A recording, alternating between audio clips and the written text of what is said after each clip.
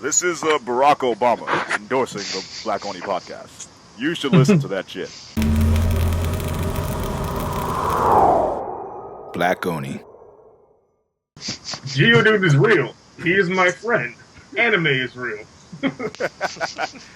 Welcome to episode 19 of the Black Oni podcast. I am joined today by three guests. One is Soil, aka Soad. What's up? The other is Ya Homie D. Mm. And the other, well, actually, I don't know his gamer tag, so I'm going to let him introduce himself. Yeah, AJ is too fast for Nas from Chile. Long time fucking haven't talked to you guys. So, Yeah. so What's up? So AJ's too fast for Nas. So this, I assume this is in relation to racing games. yes. So what was the game that kind of brought you to that screen name? It's gotta be Need Oh shit! for Speed 2. Need for Speed 2. That was a good game. It was. Yeah, it was. Static. Is everything okay over there? Yeah, Yeah. it's a little Hey. slow. Hey, just checking. Nice. I remember Need for Speed Underground 2. That was Yeah, that was a good game. yeah, that complete series was really good, especially because it came out right after the Fast and the Furious movies. Right. So everybody was all into like racing games and mods and all that. So it like pretty much took off right away. Right. Yeah, I remember that series did really well, but they aren't doing so great now. No, they changed their vision a couple times with the Shift series and then going back to the Hot Pursuit series and then recently Rivals. So they've been in and out of different stuff. All types of shit. Can't really go wrong with Hot Pursuit, in my opinion. That Yeah. was the first Need for Speed game I played, Need for Speed 3. I still love it. I I don't even love play racing games. I love the ability to like customize your cars exactly the way you wanted though in the Underground series, and they took some of that out in the newer games. I didn't like that. Yeah. But anyway, we already gone off track. We're gonna go into our icebreaker, and the question that is posed is what's the most vintage / oldest console you've ever played? So not just owned, but played in general. I think I had a Dolphin. Dolphin? Yeah. What is that even? It's like it was like during or around the time of Atari. Okay. If it wasn't it was some weird fucking thing, and it had like a number pad and a joystick, and you I could gotta play go find Pong. it. I gotta look I gotta at go find it. I think it was called a Dolphin. I'm not sure, but I had that. That was the oldest thing I played, and if no one can find that, then at least you know that I've played a Windows 95 and an NES. Yes. So, Yep. I remember the GameCube was prototype named the Dolphin. Yes. Yeah. So if you played a developer kit version of the GameCube, No. Pretty impressive. No, it's way older than GameCube. I'm gonna look for this and find out what the actual name was. But my answer is NES for now. Yes, Gotta go look that shit up. right. Yeah. What about you, Nos? Yeah, it's gotta be NES. I remember having those big cartridges and you having to fucking blow it so it would work. Yeah. So, yeah, it's gotta be that one. The original. Yeah, I remember that shit too. Okay, Yeah. I think it was a Jaguar. Okay, that makes Yeah. more sense. Yeah. Got Another a little bit landmark. off there, man. That's two different types of animals. Dolphin, Jaguar. Who cares? It was a Jaguar. Play a Jaguar. All right. Okay, now it's coming back. All right. Yeah. Now the oldest I ever played. I mean, I gotta give it up for NES. Fucking Duck Hunt. Mm. It was one of the first things I ever played. Dude, Duck Hunt was the shit. Yeah. The Atari Jaguar. Yeah. Okay. Yeah. Oh man, I've never played an Atari system. It was like a hand-me-down from like somebody in my family that we immediately threw away. Oh shit. Yeah, I had. Units sold 250,000 or fewer. Oh my god. It was out from November 15th, 1993 till November 21st, 1994. That's awful. Shit lasted like a year. Holy shit. Damn, people talking shit about the Wii U. This is a failed console. There's been worse. Like, how long was the Virtual Boy out? Oh yeah, that's a thing too, isn't it? That was pretty bad. Already on. The oldest console I've played is also an NES. I haven't played any of the Atari systems. I've played like virtual console versions of Atari systems, but not the actual Atari system. Yeah, I guess I've seen it, but I've never actually played one. Yeah, and like I'm very familiar with it. Like I have a T-shirt that has the fucking Atari controller on it. And it's like respect. Like I have that shit, but I don't. I legit. I was worried for a second. I was like, maybe everyone else on the podcast has played the fucking Atari. They're gonna eat me alive. That's what I was thinking. Yeah. Oh god. Okay, you ready? Virtual Boy. It was. It was available from July 21st, 1995 to August 14th, 1995. Stop it. Like, now that's a failed console. It was available for a month. That's progress. That's like my first retail job. Oh my god. That's legit. What was your first retail job? Like, I worked at Utrecht on Huntington Ave. You did? Yeah. Oh, barely. for exactly a month. I got hired on October 8th or something, and I got fired on like November 8th. You can't have sex with the pencil sharpeners, man. That shit ain't right. That's definitely not helpful to anybody. It's not what I did. Like, that's a big ass pencil sharpener first. Big fucking pencil sharpener. Awesome. Anyway. Oh, man. Alright. So, we're going to move on to the next part of the podcast, the gaming section. So what have you guys been playing? We'll start with AJ Too Fast for Nos, since you are the new one on the podcast. The latest one that I played was Titanfall Beta. I know we're going to talk about that in length, but mostly just playing on the Xbox One, Call of Duty Ghost. That's been pretty much what's been playing a lot, but Titanfall was an experience. So, I want to ask you, since none of us have Call of Duty Ghosts, I'm someone who actually likes the Call of Duty series. I did not buy Call of Duty Ghosts. Would you say, because right now I think Amazon is having like a Lightning Day deal or something like that, where you can get it for PlayStation 4 or Xbox One for like $36. Yeah, $39. I got the coupon online too, but is it worth the money? Is it worth the money? I knew you were gonna say that. It's okay. I would recommend it at that price. I wouldn't recommend it any higher than that. It just really isn't worth it. Because basically the way that it happened, I think Microsoft and Sony both thought that people were just going to stick to like the PS3 and the 360. So they didn't really launch any like really good games. They just threw a couple of them. But to be honest with you, the game is just not as good as like Modern Warfare was. Battlefield 4 was kind of like okay, but not great. You couldn't get really into it. So you couldn't get into a match, more like it. Yeah, does it work? Does it at least work? For Call of Duty, it does work. I mean, they've been doing it for a while, so it works and it's pretty fun. But it's a step up from Black Ops 2, because Black Ops 2 was a mess. Oh, you didn't like 2?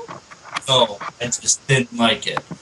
The Wow. one, I just felt like the guys were too bulky.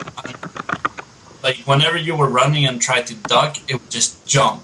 So you would get hit like mid-air, like Superman shot. It was just awful. Yeah, just right in the face. Yeah. You didn't like That's the dolphin true. dive. I used to like running and then just ducking and then just start shooting. Black Ops 2, I was just like, oh yeah, I'm gonna run. Superman! Oh, shot. Spawn. I used to do that off of like ledges and shit, just like do the dolphin dive off and try to shoot people. That was fun. Not gonna Yeah. 360 no scope.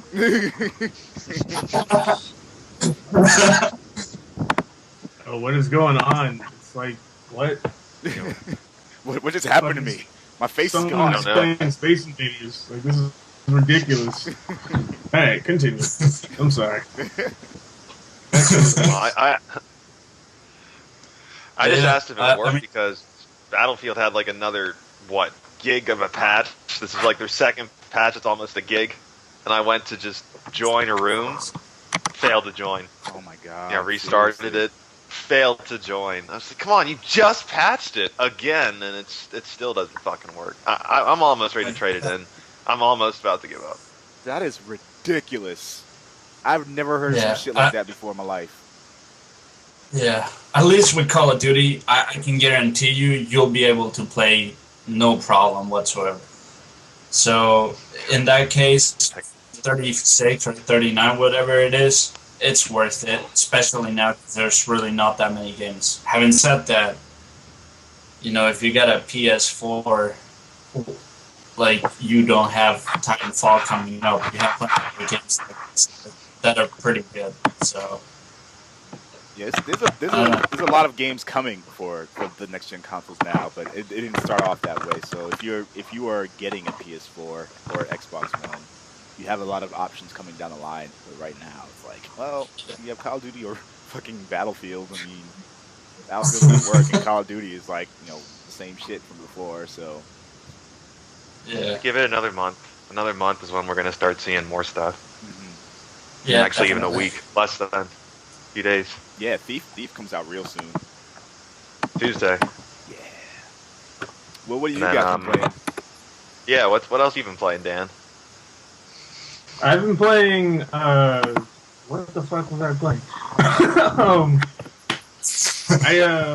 Did I say this in the last podcast that I completed Pokedex in X and Y? Did I say that? Yeah, I think you did. pretty sure you did. Yeah, alright, cool. So I did that, and now I started playing again, the Wonderful 101, and I'm trying to finish that up.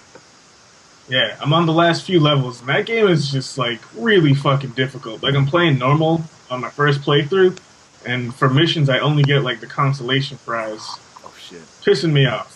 Yeah, it's just fucking hard, man. You beat this level. Here's something to make you feel better about Yeah, it. Here's the plastic toy prize because you suck all the dicks. Like, that's how this game makes me feel. But the story is hilarious. I love the character design and stuff. But it's really like, I don't know, it's like Battle Pikmin. That's how I described it to my brother. And it's like, it's just so new.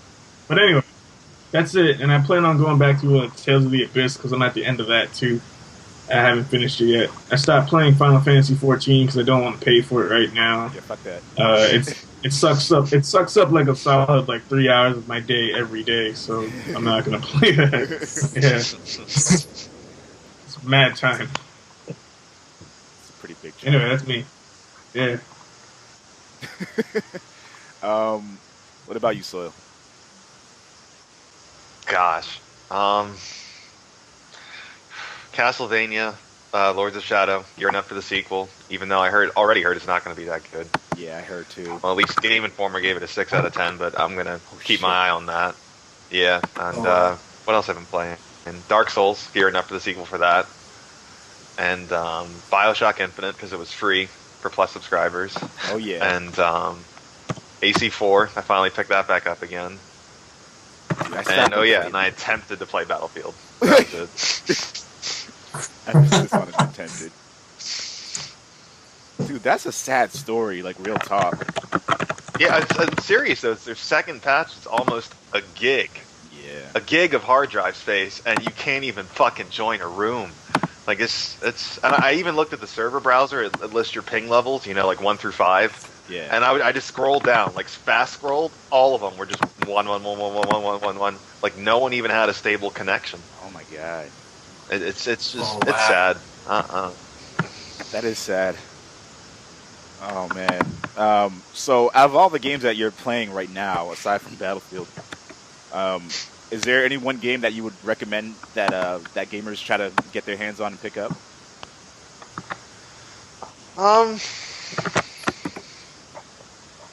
Gosh, I don't know. I mean, for a free game, BioShock Infinite was awesome to come back to. For being part of a PlayStation Plus. I mean, I'd always recommend that. Did you? I wouldn't play- really recommend. Oh, sorry. Go ahead. Which one? Did you play it when it came out, or is this your first time playing it? Oh yeah, oh yeah. I played it, beat it, loved it, but I loaned it to someone else after I beat it, and just kind of sat on my wall after they gave it back. So I eventually traded it in. So just seeing it pop up for free was like really nice to see. But I'd recommend that one. Nice. But I wouldn't recommend Dark Souls to not a lot of people. Castlevania Lords of Shadow, if you haven't played the first one, was excellent. But I played that years ago. That's only what it was like $17 when I picked it up. Nice. Yeah, I still haven't finished that game. I saw a guy playing that. I played the demo, and what was it when you get on that fucking white horse and you have to like beat all the Worgens? That shit is hard. Oh, the Lycans. Yeah. Lycans, yeah. Shit is mad difficult. So, but I didn't hate that game. So whatever. It was because it's like you're moving at like fucking Mach 1, and you have to hit a werewolf, and you have to like hit a werewolf and also dodge branches and don't forget to jump over the cliff too. And like you're directly behind. Is it Simon in that one? Who's the dude in that one? Whatever. Gabriel. Yeah. Gabriel? Yeah. What? Gabriel Belmont. Okay, yeah. Well, you're directly behind him, so like you can barely see the cliff too. So the game was just fucking. I don't know. that part was hard. I like the combat though. Like I didn't hate the game, so that was the thing. That's the thing. But that part was really annoying. Yeah. Nice. I did It was a make little God of War-esque. if I didn't. Yeah. Yeah. But it was cool because God of War really set the precedent for like hack and slash for a while. Yeah. Yeah. A lot of games tried to copy it. Fucking Dante's Inferno, such a shitty game. I beat that game in a night. Oh shit. Yeah. Oh, shit. God damn. It's just like push square, now push circle. Okay. Push square again. Climb this. Quick time event for 15 minutes. That's that entire game. God, that's awful. I've been playing. I played a little bit of Rayman Legends last night. This whole past week, I didn't get to play shit though. I think I logged on to Warframe maybe once. I played Payday with Yarger. Oh shit, that's right. Yeah, we did play that earlier this week. Yeah, we played that for a little Forgot while. about that. I want to like that game more because you guys like it so much. I don't right now. I mean, I'm not knocking, you guys loving it because it's the co-op experience that I think that You can people knock like it. I the don't give a shit. most. It's the co-op experience, and I think this is covered in our podcast. Actually, it's like people like to play co-op games, and so even if the game isn't that good, they will still play it. So the thing I don't like about Payday, aside from like the visuals look really bad. But They're dated. Yeah, the aiming feels off to me. Like when I did the standard default like aiming, and I was like, all right, I can't do this. So I turned up the sensitivity, and like it still feels off. And it has aim acceleration turned on, so like if you're turning, it'll start turning faster.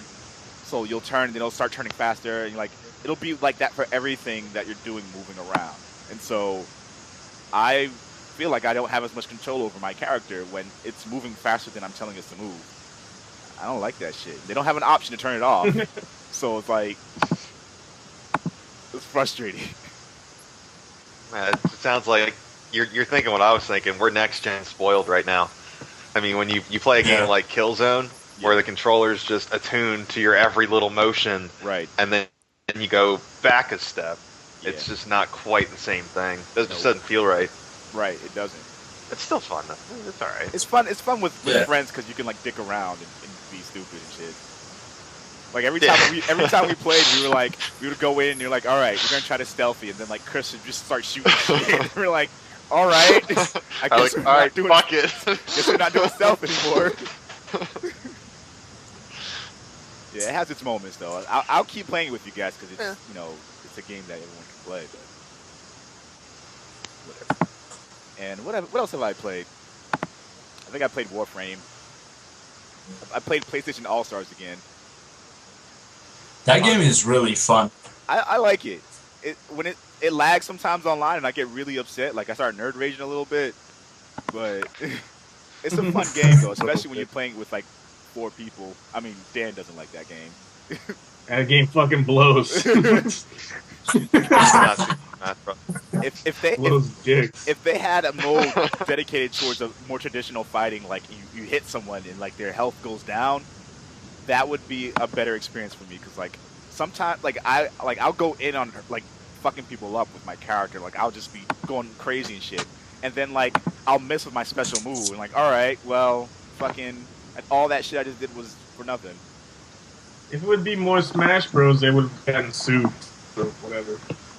I mean, there was a game that did Smash Brothers before Smash Brothers did Smash Brothers, and like no one said what anything game was about that?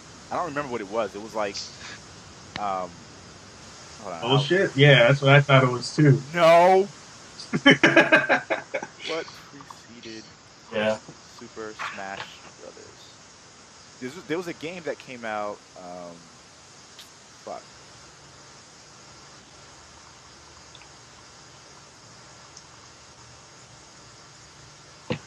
I'm trying to think of it, but I can't. Because I saw an article about But this. It was a game that came out on like Super Nintendo or like Sega Genesis or some shit. If it came out on Sega, that'd be understandable. If it came out on Super Nintendo, then that's essentially still Smash Brothers. Yeah. Yeah, but it wouldn't cost anything. Yeah, exactly. Yeah. I'll figure it out later because I'll be here for like a while trying to figure it out. I saw it a long time ago and I was like, oh, that's interesting. I didn't realize this was like, because like there was another game that just like did a mashup of characters from a universe and like had a very similar premise. But like, is it that TV one? It's about like TV characters or whatever. It's like Japanese. They played it on Game Grumps, I think. Probably. I watched Game Grumps. Game Anyway. Grumps is a shit. Yeah. But yeah. Continue. Yeah, Okay. keep going. So yeah, I think that's pretty much all I really played lately. Like I've been spending this whole week editing some videos and working on some projects, so I didn't get a chance to play as much as I wanted to. But yeah, that's what I'm playing. And we have a bunch of games that just released / are releasing as we speak. Well, actually, no. By the time it's Sunday, and it'll be Monday, so that should be out already. Toukiden is released in the U.S. I heard it's only got decent review scores, which is sad for me because I really wanted to get this game. I probably still will get the game, but I was really excited for it. It's like a folklore Japanese version of Monster Hunter. I mean, sounds like awesome. Oh, you showed me that, didn't you? Yeah. Like the dudes fighting the giant spider? Yeah. So that came out in the US? I think so. Wait, were we talking about that in the shit. last podcast? We might have been? Or the podcast before it. Like 2 podcasts away, maybe. Yeah. Yeah, I know what you're remember talking you about. talking about that. There are a lot of games that are like coming out to like kind of challenge Monster Hunter, but Monster Hunter is pretty solid. Yeah, I like I played like the demo on PSP a long time ago, and I was like, oh, this shit's dope. Yeah. It's great. So we have that World of Tanks, which is coming for the Xbox. Lightning Returns, Final Fantasy 13, LOL. I'm not buying that shit until they come out with the Final Fantasy 13 3-disc special. And if they make a lightning fucking Final Fantasy 13 3, I swear to God, I'm gonna blow up Square Enix. It's gonna shoot bombs at it. Yeah, fucking. I don't know. Like they have beaten a dead horse beyond the point of recognition. Like, Yeah. this is a game Final no one Fantasy. wants. No, well, I mean, like, it looked appealing enough, like, battle system and stuff, and a single player for me to go, like, okay, I want to play this. It's like, you want to be Kingdom Hearts, but you can't be because you're still called Final Fantasy. so, so I want to play it. But, you're right, as you're saying, like, yeah, you could have just ended 13 with the first Final Fantasy 13 and moved on a long time ago. I agree with that. Don't need to go travel back through time and shit to prevent the end of the world from happening, but not really. Fuck that game. Right. So much anger. So much. So much anger. I'm not gonna support Final Fantasy until 15, whatever the fuck comes out, and I won't even buy it like right away. I'll wait until I like get some opinions on that game because like I've lost all faith in Square Enix at this point. I have to buy 13 and its brother and sister, and I have to buy 15 of the Final Fantasy Collector. The only Final Fantasy the only Final Fantasy I don't have right now is 11 and the 13s. That's it. Damn, alright. Yeah. I don't play any Final Fantasy, so you got me beat by like a lot. Wow. I mean, like a number series. I didn't know that. You got I don't all have of the them? Like, really? Yeah. Yeah. I do. Jeez. The main series ones. I don't have like Crystal Chronicles and shit like that, and I don't have like every remix of 6 because fuck that. It's stupid. It's like fuck, 6 remixes. It's crazy. Hold on for a second. Outfoxies? What? Alright, apparently there's some game But- called Outfoxies that that Namco made. That's supposed to be the prelude. I don't know. I don't know what the fuck that is. That sounds dumb. Prelude to what? Prelude to Super Smash Brothers. Super Smash Brothers. Really?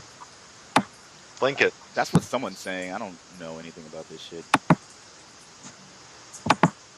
But I'm looking at some. this isn't the game that I saw that someone mentioned before, though. I mean, this is something someone else just said in a thread. I'm like, what the fuck is this? Gosh, it just looks.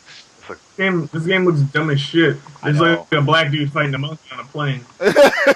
Because why not? Not even Why kidding. not? This shit is crazy. This shit is crazy stupid.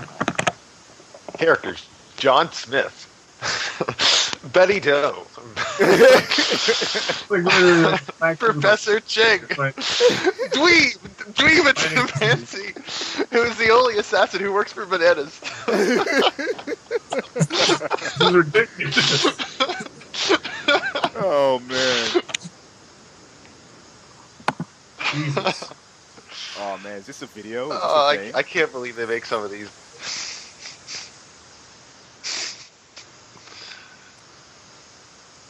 Oh no. Anyway. I'm just gonna put that in my memory bank and pretend it never happened. Oh yeah, that's hilarious. Gosh, it looks so ridiculous. All right. Yeah, other games. Sorry, I got distracted because I was looking for that shit for so long. I was like, where is it?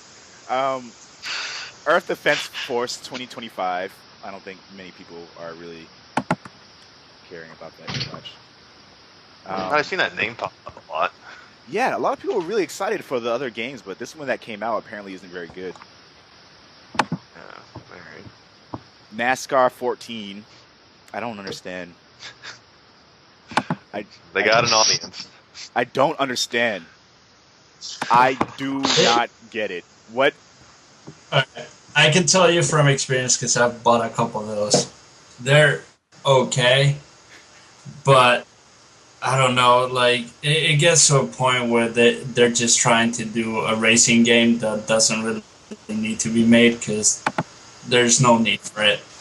All you gotta do is fucking turn left, except for like 2 races that you have to like balance your car. So the game is actually pretty fucking like easy until you get to 2 races, which is Watkins Glen and Sonoma, and that's about it. That's the only time you're actually like, oh my god, alright, maybe I should balance this car better. Other than that, the fucking game is retarded. And I hate it because I like actually watching NASCAR. Okay. The games are just all... Why? I have no idea why. So why do you like watching NASCAR? Honestly, because I just like cars, and you become a fan of NASCAR once you go to a race. Like, you don't really get what the big deal it is until you actually go to a race and like see you're there in person. feel the engines, because you actually like feel it. Like it was me and a friend of mine, and we were just like turn 4, which is the last turn before the start finish line. Mm-hmm. Right in front of us, there was like a big car accident, like 3 laps into the race. And after that, and when you see, like, you feel all the people around you and you feel all that shit, like, right in front of you, you're just, like, sucked in. It's like an adrenaline rush, even though you're not, like, technically driving and all that. And plus, it gives, as a fan, if you have money, you can actually, like, get in the cars. You can do a bunch of shit that, say you go to a Formula 1 race, you can't do it. So they have a lot to do with the fan. So you become a fan because of that. You go to a race and then you're like, oh my god, all right, maybe there's something here. But then you turn on the fucking game and it's just like, oh, this is dumb. Nice. Thanks for trying, but I'm just gonna go ahead and just trade you. That's funny. So Dave, do you have any experience with NASCAR? Because I remember either you or Jordan was talking about NASCAR at some point. Jordan, okay. That was Jordan. So I don't. I he introduced me to the sport a little bit. I was gonna say, if they include a voucher for beer, would that make you get the game a little bit more? Like, would you? Yeah. So I would buy the game right away. Like, even if it just came with a poster and a free like 6-pack, I'd be like, I'll get that. Well, I've heard it's the only sport that not only like advertises but encourages you to drink beer. Like, besides, like, I don't know, football. Right. Yeah, just to like do some like everything, because they have like hard alcohol, they have beer. You go to a race, you get drunk. Like I've been, but I've never been so drunk like I was in like NASCAR race. Because if you go there, just by you going there, they're like, oh, you're a fan, you're cool. So they'll like offer you beer, food, or anything like that. You like, it's pretty, like, that's what I'm saying. Once you go to a race, you kind of become a fan and you get into it. But if you just watch it on TV, you end up passing out. Like, the whole turning left is just like it gets to a point where you're just like, all right, time to sleep. This is the definition of insanity: doing the same thing over and over again and expecting different results. Yeah. So. True facts. Wow. That's wow. Right. I just blew Really my. what the fuck that is? Yeah. What if you get like a different sponsor on your car though? Doesn't that mean you might go faster? What if I get sponsored by Skittles in the next race? Would that mean I might win? You might That's be not going the out same. refills and shit. Oh yeah, you taste the rainbow, motherfucker. Crash the rainbow. This fucking Donkey Kong Country tropical. No! Fields. No! No! We're not talking about this. It's supposed to be really good. It's supposed to be pretty good. We're not talking about this. They got Next Cranky subject. Kong. They got Cranky. No, I gotta give a shout out. Game Informer gave it Game of the Month. Oh my god. They did. So it's gotta be a little good. Over Rayman? I think so, yeah. All right, wait. That's a good question.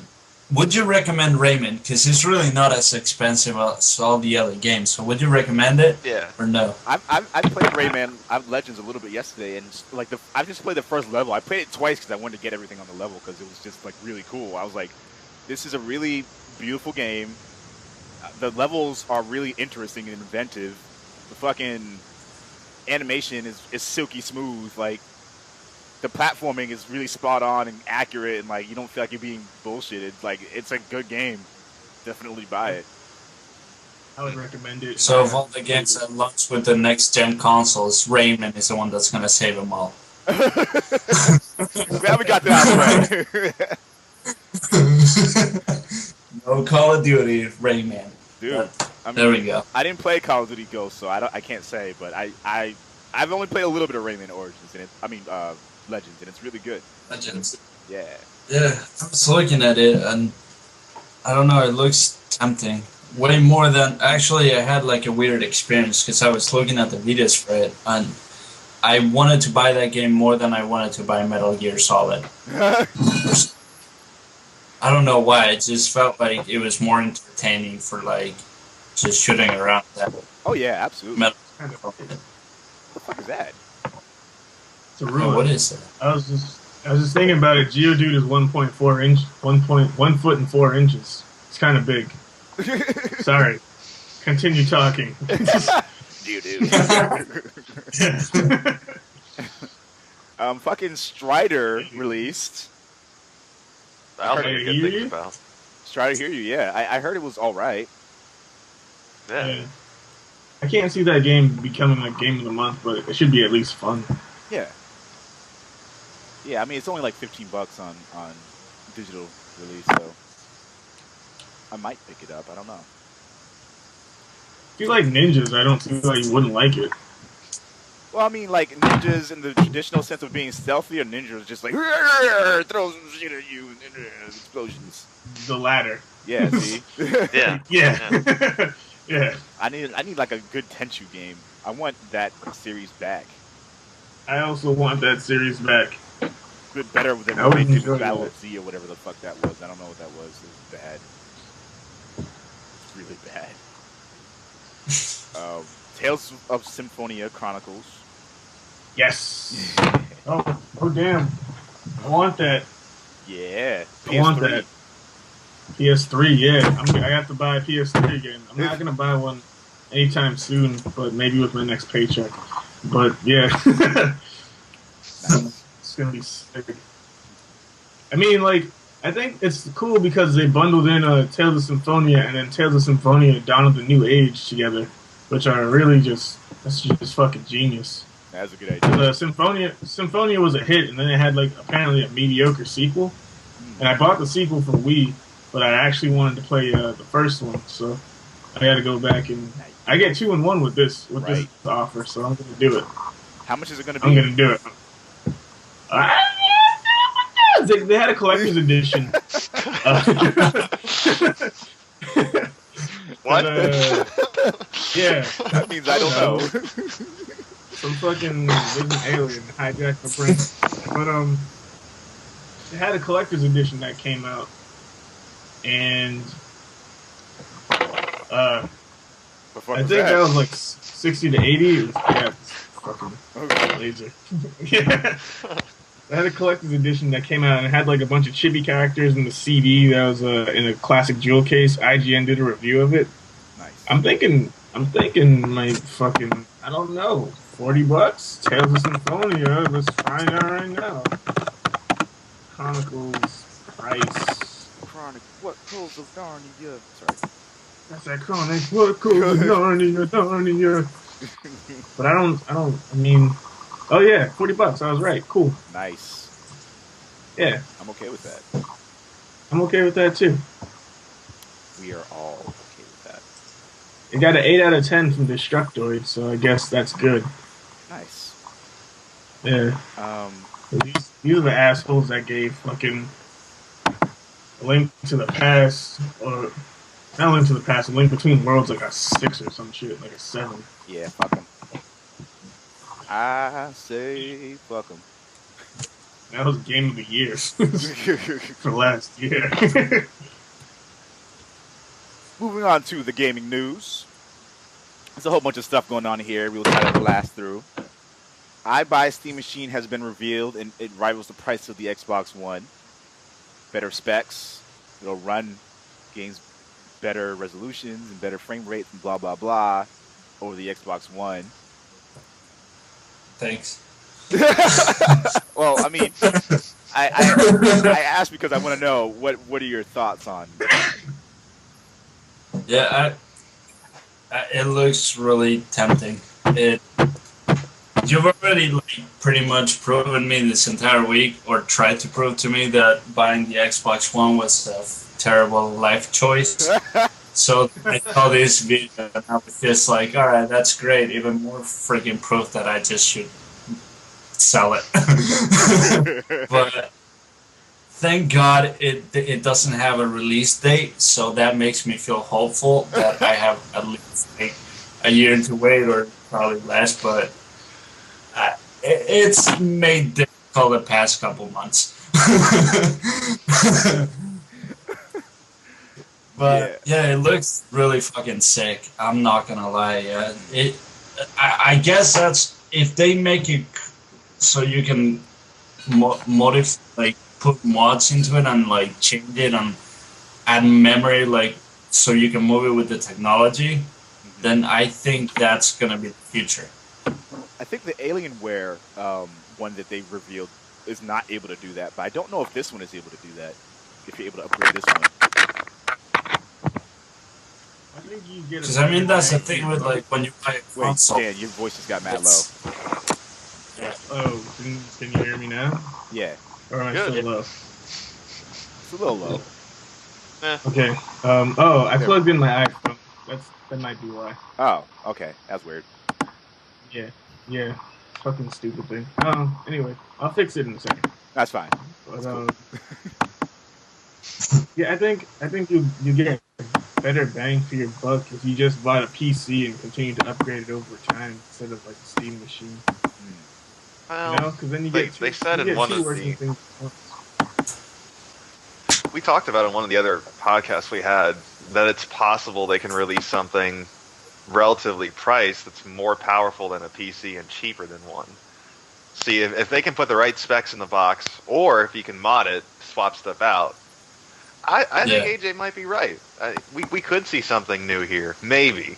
It depends on how they open it up to the public. If they just shove something in that box and say this is what you're stuck with till you buy another one, then no.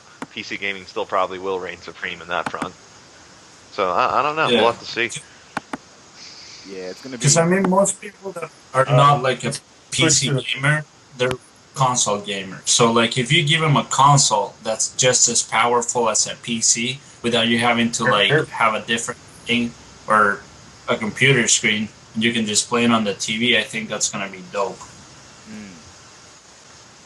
Go ahead. Nah, just great. Yeah.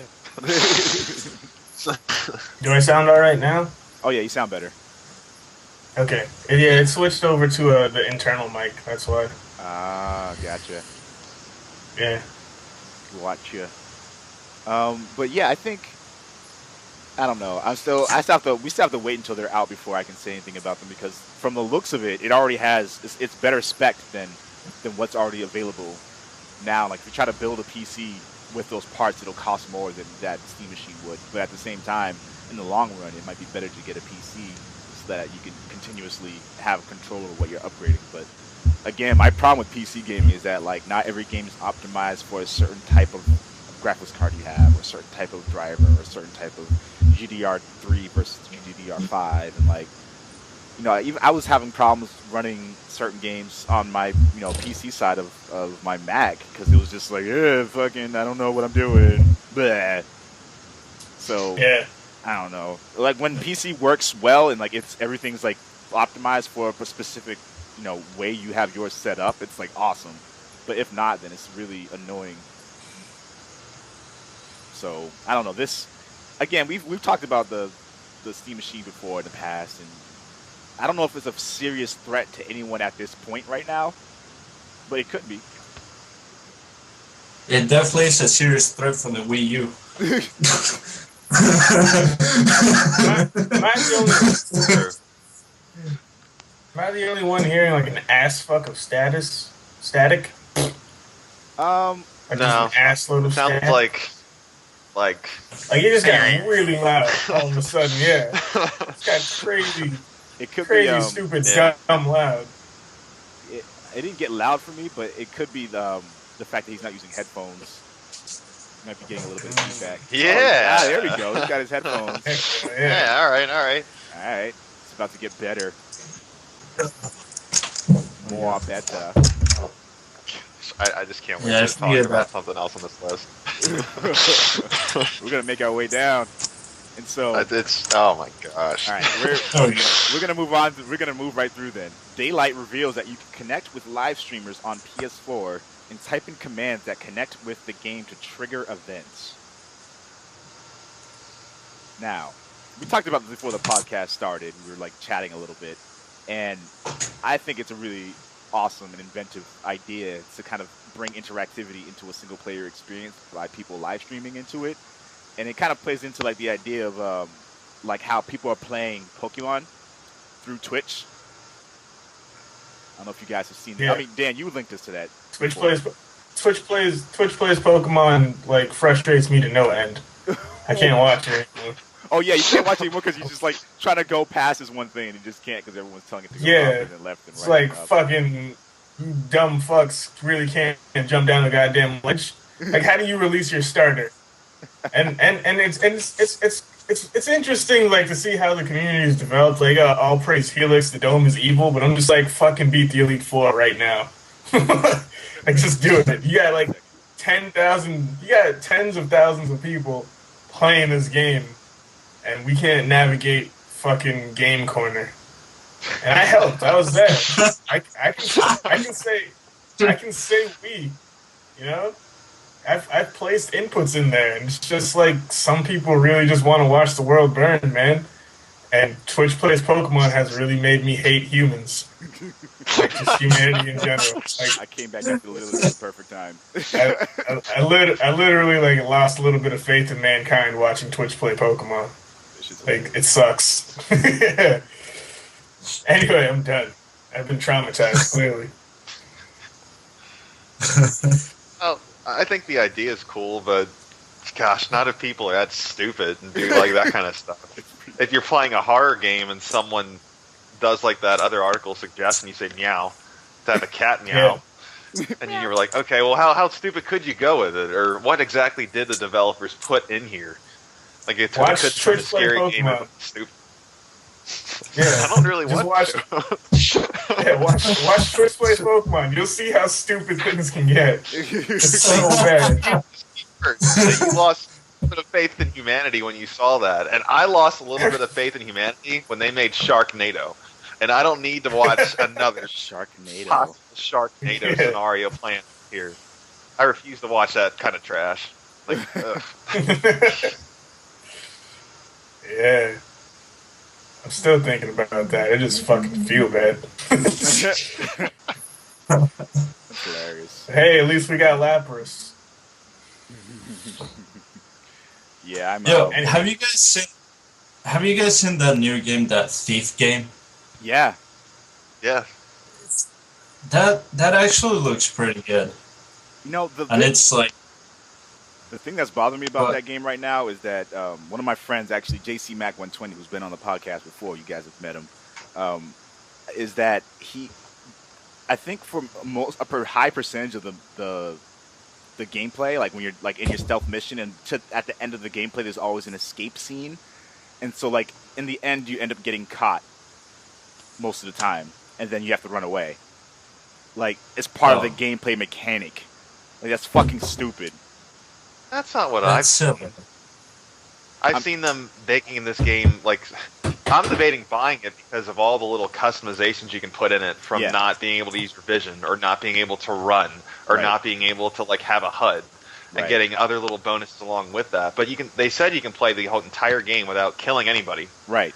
And I've already seen the Oh, wow. playthroughs and missions where he'll jump into a building and not talk to or mess with anybody and steal the shit and get out, Splinter Cell style.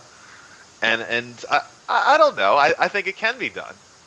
I don't think there has to be the so-called escape scene for every mission you get out of.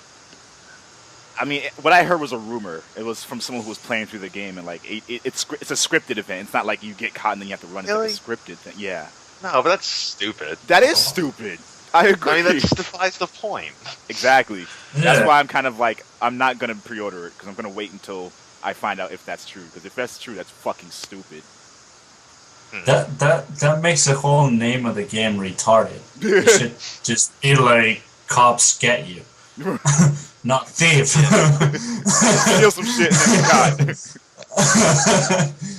Or failed thief. Yeah, fail thief. Yeah. Yeah, that's better. It's like that's something I wanted to get. I want to get trying to get something.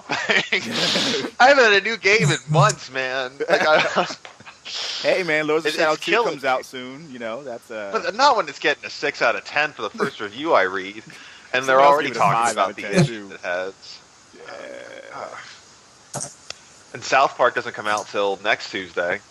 Oh, that should be a good game. I'm actually kind of excited for that. I don't fucking understand why people want to buy that game. I do. I'm a huge It's an RPG Yeah. in the South Park world. like games that they've had and stupid attempts and tries. Like this is the first one where they've had just constant interaction with from the start. The creators of the show Yeah. and actually playing a game based around the show, an RPG game. Like it's to me, it just sounds excellent and it looks excellent too. Yeah. Oh man, Yeah, I'm actually. I once I like showed you guys. I watched that video that Rev 3 Games did. They're like, oh yeah, Yeah. you know, like they're really excited, but they're also worried at the same time because like a lot of the comedies from the show kind of relies on stuff that's current. And so like, okay, I can understand that. Like that's a kind of tricky thing to do when a game takes 2 to 3 years to develop. But I don't know. Maybe they'll have patches for updates that'll update character jokes and stuff. We're in the world Could of be. updates, Could be a so thing. you know, that's the thing. Well, they could have like made it so that the game comes out at like a season ending, so then the game is only relevant for that season or something. Right. oh, it should be a quest. It should be an adventure. I mean, I think South Park, like you're kind of right. Like it has to be like a fan of the show, or you have to get the humor. But I Yeah. think that even things like South Park, bigger, longer, and uncut, still translates to today. That's true. I mean, the Oh, yeah. jokes are a little old, but you'll still get them. Yeah, it's Like, Well- movie was funny, Team America, you can argue, is one of the best movies ever made. dude. Real talk. Fuck yeah! Fuck yeah. I'm gonna get in to say the motherfucking D, yeah,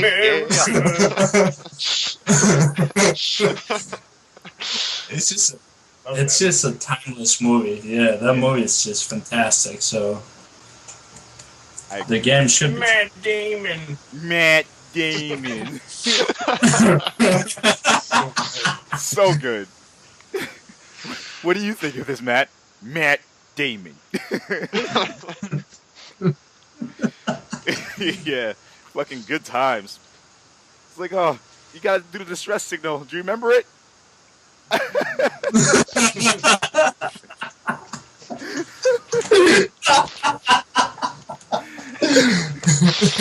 She had me in tears. I couldn't do it. I couldn't. I lost the ability to can. Oh my god! I wow. need to watch that movie again now. Yeah. Speaking of retarded shit, Microsoft reveals the Xbox One remote. Oh my god! All right. So I want to hear from you first because you are the Microsoft guy of our group right now. Where do I start the bashing? All right. First of all, Oh, he's gonna do it for me. no, I'm gonna destroy this because all right. You have the controller. That's the one thing, and you can use it. You don't need the remote. But the one thing that really makes the remote like obsolete is the fact that you have the Kinect and you can do like the hand control, and you can just like you don't even need to like get up and get the controller. You have the remote like in your hands. All you gotta do is just move around, push, and that's it. You don't need a freaking remote. Like it's just Microsoft is so far off from like finding out what people need and what they actually make. It's just like, I don't know what they're smoking, but whatever it is, it must be really good. Because it's just... And then the worst part was like, Amazon released a picture of the remote in Canada, like, and everybody was like making a big deal on that, and like Microsoft kept that secret. Like, you're really gonna keep a fucking remote secret when you have the like, really? That's how you're gonna, like... Oh my god! I just literally was just like, this is fucking dumb. Like, I don't know. I'm speechless. Like, I literally wrote on Twitter, like, instead of the remote, just make it like the Halo announcement. Because nobody's going to want a remote for the Xbox when you have Kinect. Nobody. And you can use your voice to navigate. That too. You can use a voice, you can use a hand. So if somebody buys a remote and I know them, I'm just never going to talk to them again. I'm just eliminating them from my friends because they're retarded. I mean, that $24, man. You don't want that $24 anymore. You just gotta do something with it. You just gotta spend it on something. Wipe your ass with the $24. That's like, okay, then getting a remote control for the Xbox One. So yeah. So maybe the idea is to give people more options to interact with their cable, the TV. Yeah, that's it. You can tell the friggin' Xbox to turn on ESPN. You don't even have to like know the channel. You can just literally tell the Xbox turn on ESPN and it'll go to. Don't tell me the TV. There's literally no reason. No. If somebody has a reason, please tell me, because there's no reason right now worth $25. There's just not. It's just retarded. I give up. I fucking give up. Well, I hope Nintendo just fits Xbox. Dan, what do you think? Fucking. Wait. What are we talking about again? What? The remote. Microsoft is making, Xbox. Microsoft is making a remote for Xbox One, like a universal TV remote. Yeah. That relies on the Kinect to be activated. So it's funny because it needs the Kinect to be on in order to work. And the whole point in the Kinect is for you to not use remotes. Yeah. So Microsoft can continue sucking my dick.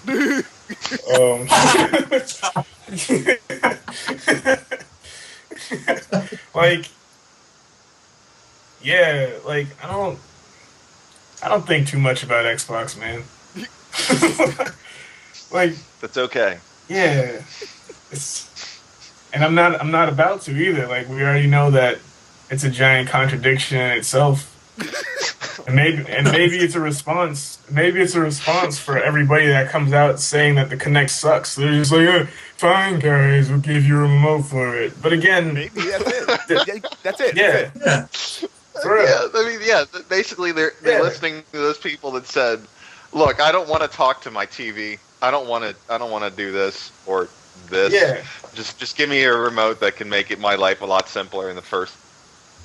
But exactly. yeah, it's kind of an oxymoron. I mean, you already have again, how I see it, the Xbox One is more an entertainment system than it is a console that plays video games. You know, they really pushed for you can get your friends around it and watch ESPN and shit like that, and you can Skype. Like, a lot of the commercials didn't have a focus on video games and the games you could play. You know, in contrast to the PS4 YouTube commercials, where everybody in those commercials were always engrossed in a game. Right. You know. Right. So, yeah. I don't give a fuck.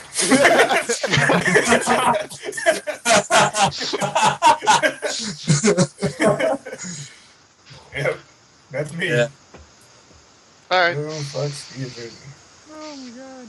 Yeah, I mean, I don't have to add anything to that. I think I think Microsoft again is kind of out of touch with what it even wants to do at this point with the Xbox. I mean, there's been talk about them kind of selling the Xbox brand to someone else. I mean, if they do, it's gonna take a lot of money from another company to buy it. Yeah. The rumors that I've been hearing, They should. the rumors that I heard that actually kind of make sense is that Amazon is looking to buy it. Got who? Amazon. Oh. Gosh, that 'Cause they kind of just- makes sense. Yeah. Yeah, they just bought Killer Instinct, the developer for Killer Instinct. Yep.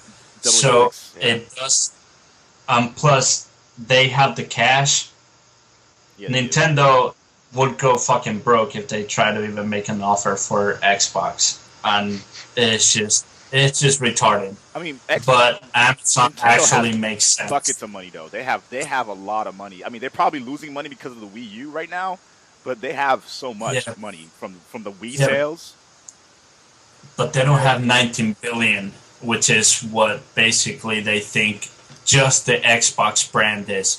Plus, you would have to buy like all their like development divisions and all that. It's way too much money. Amazon, on the other hand, has the cash though. I think though if Nintendo did acquire it, it would definitely be like a major boost in their console development and game sales. Considering like what everybody's been complaining about in 2012 and 2013 about the Wii U, it would be like the shit if they actually did that. But I mean, I'm not worried about them at all. It's just once they do get into the current / next gen market, it's gonna be over again. So fuck it. Yeah. Fuck it. I mean, I gotta say it though, because part of your next topic, and I'm gonna come back to it later on too, because Will and Dan know how much I fucking hate Microsoft and bash Microsoft every chance I get. But I called someone out for being stupid this week over the remote. Oh god. And over buying a console for one game. And we had a long discussion about it. But basically, Microsoft's not done. They're not by a long shot. And No. if anything, they're going to thrive. Because it's all about one fucking word that I've heard for the last 6 months to a year, that it's on here several times in our own agenda, that you've played, and it's Titanfall. It's Titanfall. Yeah. And everyone's talking about it. Everybody is. It's true. And it sucks because us so many people can't get it. We can't. Well, I think with Titanfall, everything is riding on it. So if Titanfall's like falls and just fails, Yeah. EA is gonna shoot themselves in the foot because they were banking on the X1 being the fucking console. Because I mean, they started the market. The 360 was the best one. Towards the end, PS3 kind of like took off because of The Last of Us. What other games? They had like really good series, games. Uncharted, Yeah. God of Wars. So like Yeah. towards the end, PS3 like was the bomb. Everybody had one. I bought one. I got rid of my 360. But then now it's kind of like, all right, there's not really big games coming out for the PS4 like there is for Xbox One. So if Infamous. the Xbox One, Infamous is next month. Too. Right. all right, that's In terms of like if multiplayer, that, like if if Titanfall doesn't like sell, it's gonna be like, it's gonna make the decision, I think, for either Xbox to sell or no. And the other thing, buying a console for one game or two games, I think a lot of people do that. Like I know I've done it myself for like N64. I still have an N64. The only reason why I keep it is because of Super Smash Brothers, Zelda Ocarina of Time, Damn and it, Dan. like, yeah, and then like I got a GameCube for like another 2 games: Strikers, Zelda, and Smash Brothers. And I'm probably gonna end up getting a freaking Wii or a Wii U for the same reasons. It's like there's reasons I'm gonna- to keep going back. I'm gonna tell you that if you're thinking about Smash Bros, it's also coming out for the 3DS, so you might be able to save some money on that one. Yeah, and Just a heads up. that's the thing that's Yeah. like I'm conflicted with Nintendo because they're putting so much focus on their 3DS that like their Wii U doesn't look appealing. Like why would I even get a Wii U if like all your good games are coming out on the 3DS? Yeah. Microtransactions. The 3DS has more microtransactions than the Wii U. Yeah, fuck it. Yeah. That's what's bothering me the most about Nintendo right now. Is that like even though the 3DS is doing really really well, like I'm happy for them when it comes to that, but like where's the love for their fucking Wii U? Like they have some games coming out for it, but like they're not making any noise about it. They're making noise about their 3DS shit. A Well, lot that's of the because- Nintendo games keep getting pushed back too. Yeah. It's weird. Yeah. Like keep getting pushed back further into development. It's really interesting. I don't know what they're doing, but they want to do it right. Yeah. I mean, what I heard was that they were pushing them back because they were having issues with the high definition of the Wii U, which is kind of dumb because they saw, like, I remember when Xbox and Sony were doing the whole, like, PS3 HD and the 360 HD, they had issues with, like, developing high definition. So Nintendo should have learned from that and mitigated the issue, but they just kind of went like, all right, we'll just be okay. And then once they like hit the fucking wall, they were like, oh shit. Fuck. Fuck, I am sorry. Yo, dude, Iwata is very good at apologizing. He's gotten very good Yeah. at that.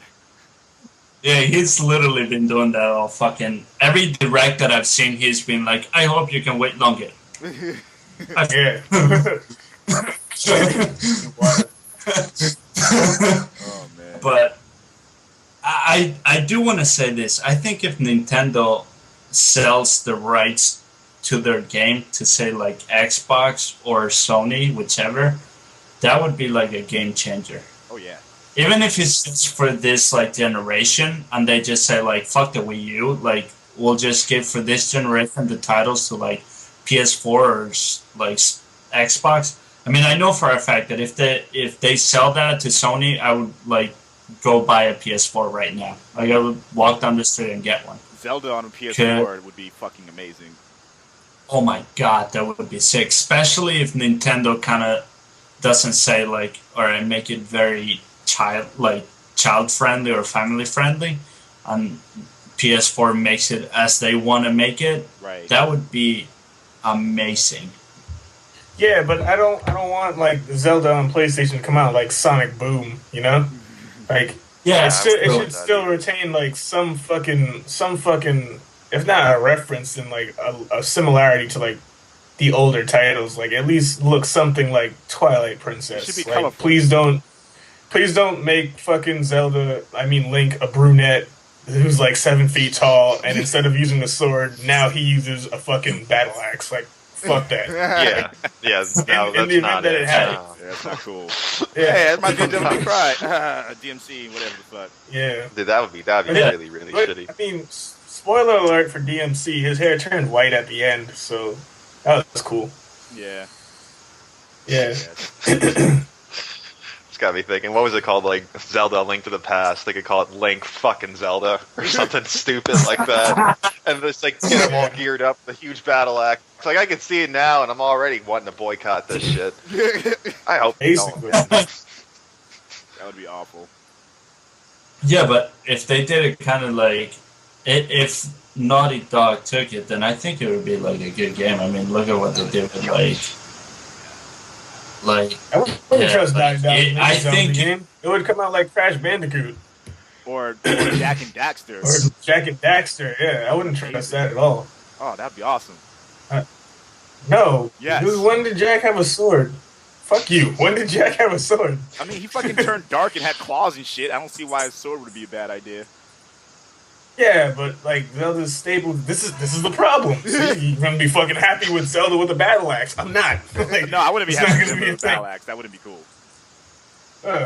I mean, It'd be awful. I think Naughty Dog would be able to retain, because they've done games that were very vibrant, bright, and cartoony, and they've also done games that were very campy in a way, but also like more mature. And then they've done games that were just like brutally, viciously violent, like The Last of Us. Like their pedigree and their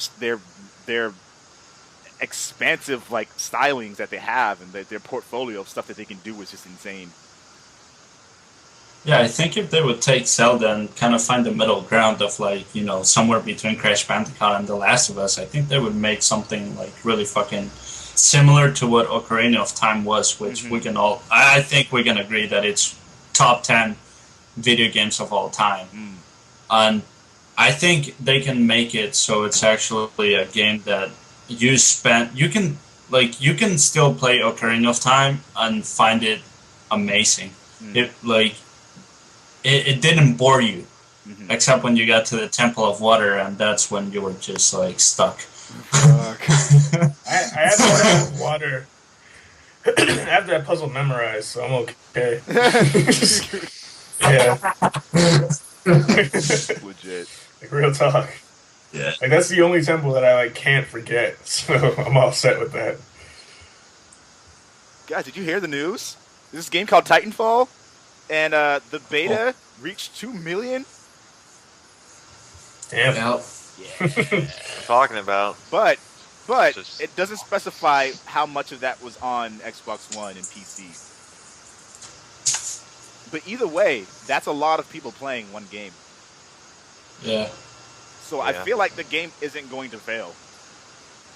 No. Well, it was free, first of all. Second, like, it was a good game. But let's not forget that whenever something is free, a lot of people are going to go fucking get it.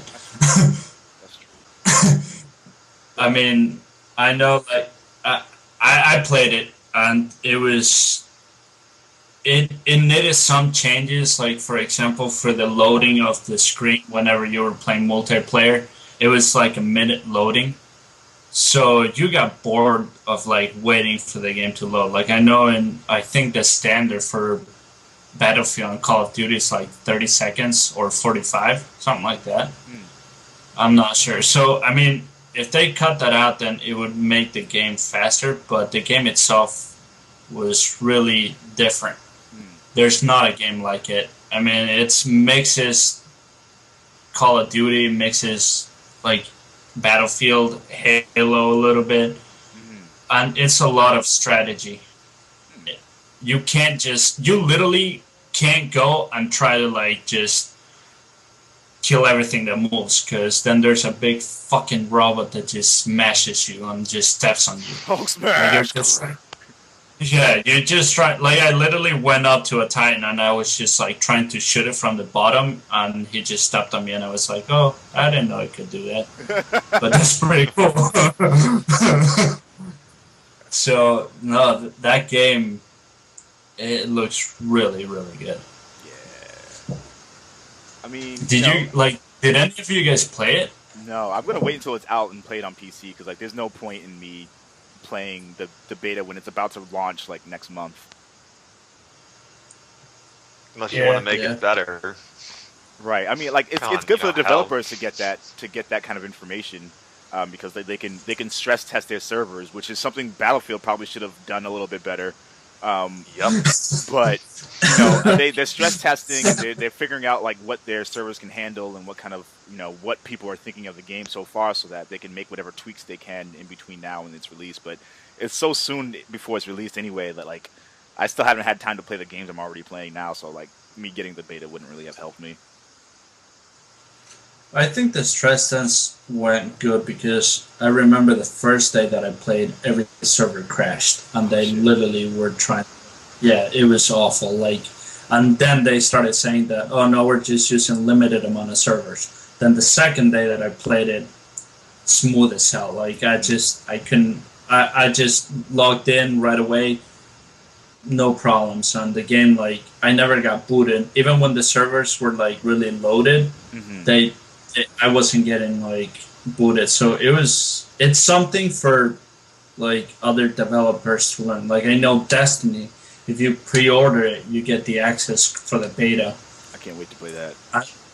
Yeah, and the good thing about that too for a gamer is like you get to test the game out Hmm. without having to invest too much money. Right. Like, so I mean, in that sense, I liked it because I had my worries about Titanfall because I knew all the hype and all that, but there's been so many fucking games that have been hyped up and then you Yeah. play it and it's just this is bullshit. Right. Right. Exactly. And that's one of the reasons Sonic why. 06. What game? There it is. Sonic the Hedgehog 2006. Oh yeah, no, that game got a lot of hype. That shit was garbage. Yeah, it was Yeah. terrible. Hot garbage. Oh, Oh man. man. Yeah. I don't want that to ever happen again. Oh, God. It happens a lot with like sports games too. Like I know that EA Sports was all like hyping their new Ignite thing, Yeah. and it's just like it's just terrible. Like NBA Live 14 was just awful. So bad. FIFA was like okay, but it was the same as playing FIFA like in the PS3 from last year. There was no changes, and it's just that's the kind of thing that worries me about EA. It's like sometimes they hype shit so much because they have so much money, and then they just release bullshit. Right. All right. So, I don't know if this is even worth talking about here. Developer reveals that they can get 60 frames per second, but it might not feel right for their game. I mean, we could touch on this really quickly because I think a lot of us, at least myself, is getting to the point where like every time I hear a new article talking about 60 frames per second versus 30 frames per second, I was like, all right, we already know the PS4 version's better. Like, we don't need any more verification. But I think what's interesting about this article is that the developer was talking about how, like, you know, how when you see certain movies that are either, I think the standard was like 24 frames per second and then 48 frames per Yeah. second, and like how when you're 48 looking, was what they bumped it to for The Hobbit, I think. yeah, and like I some think that's people, what it Yeah. talked people about, didn't yeah. like that. It felt like it was a fake. It felt like the motion was smoother than it is in real For me. life. And Yeah. I think that's interesting to think about because like I can see the difference between like 30 frames per second and 60 frames per second, and one looks a lot smoother than the other, at least in my eyes.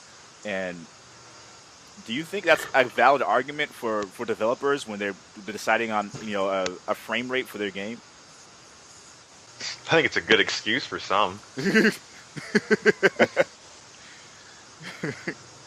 I get it. I get his point, though. I mean, if something looks better at that frame rate, and if you speed it up and it looks phonier, I mean, you go with what works. Right. But it still kind of sounds like an excuse. Kind of does. I mean, is there? I think like I don't know. I've been thinking about this a lot lately. It's like I know whenever consoles like next gen consoles come out, we usually like don't expect it to be that great. Like the games to look as good because developers don't get like still don't know the console yet. Hmm. So I don't know why they're hyping so much. Like, oh my god, it looks so much better in the PS4, and it does. But if you look at like Metal Gear Solid, like the videos I've done with like the difference between Yeah, it's a huge PS3 difference.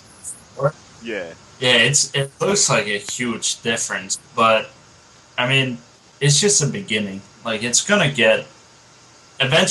it's gonna get better. I don't see like it's not like you're really getting a game because you want it to look crystal clear. You're getting a game because you want to spend like more than 10 hours, 30 hours playing something that entertains you. You don't want to fucking be all like, oh my god, look at that shiny little light. It looks so pretty. I love lamp. I love Lamb.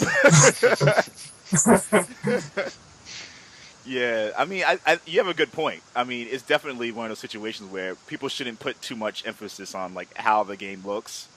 I think my part of the argument comes in whereas you're deciding between one version over the other, and like when we talk about the version between Xbox One and PS4, for example, for Metal Gear, like it's not even a contest. It's like there's a huge difference, and either like you said, either eventually we'll have more games become a little bit more.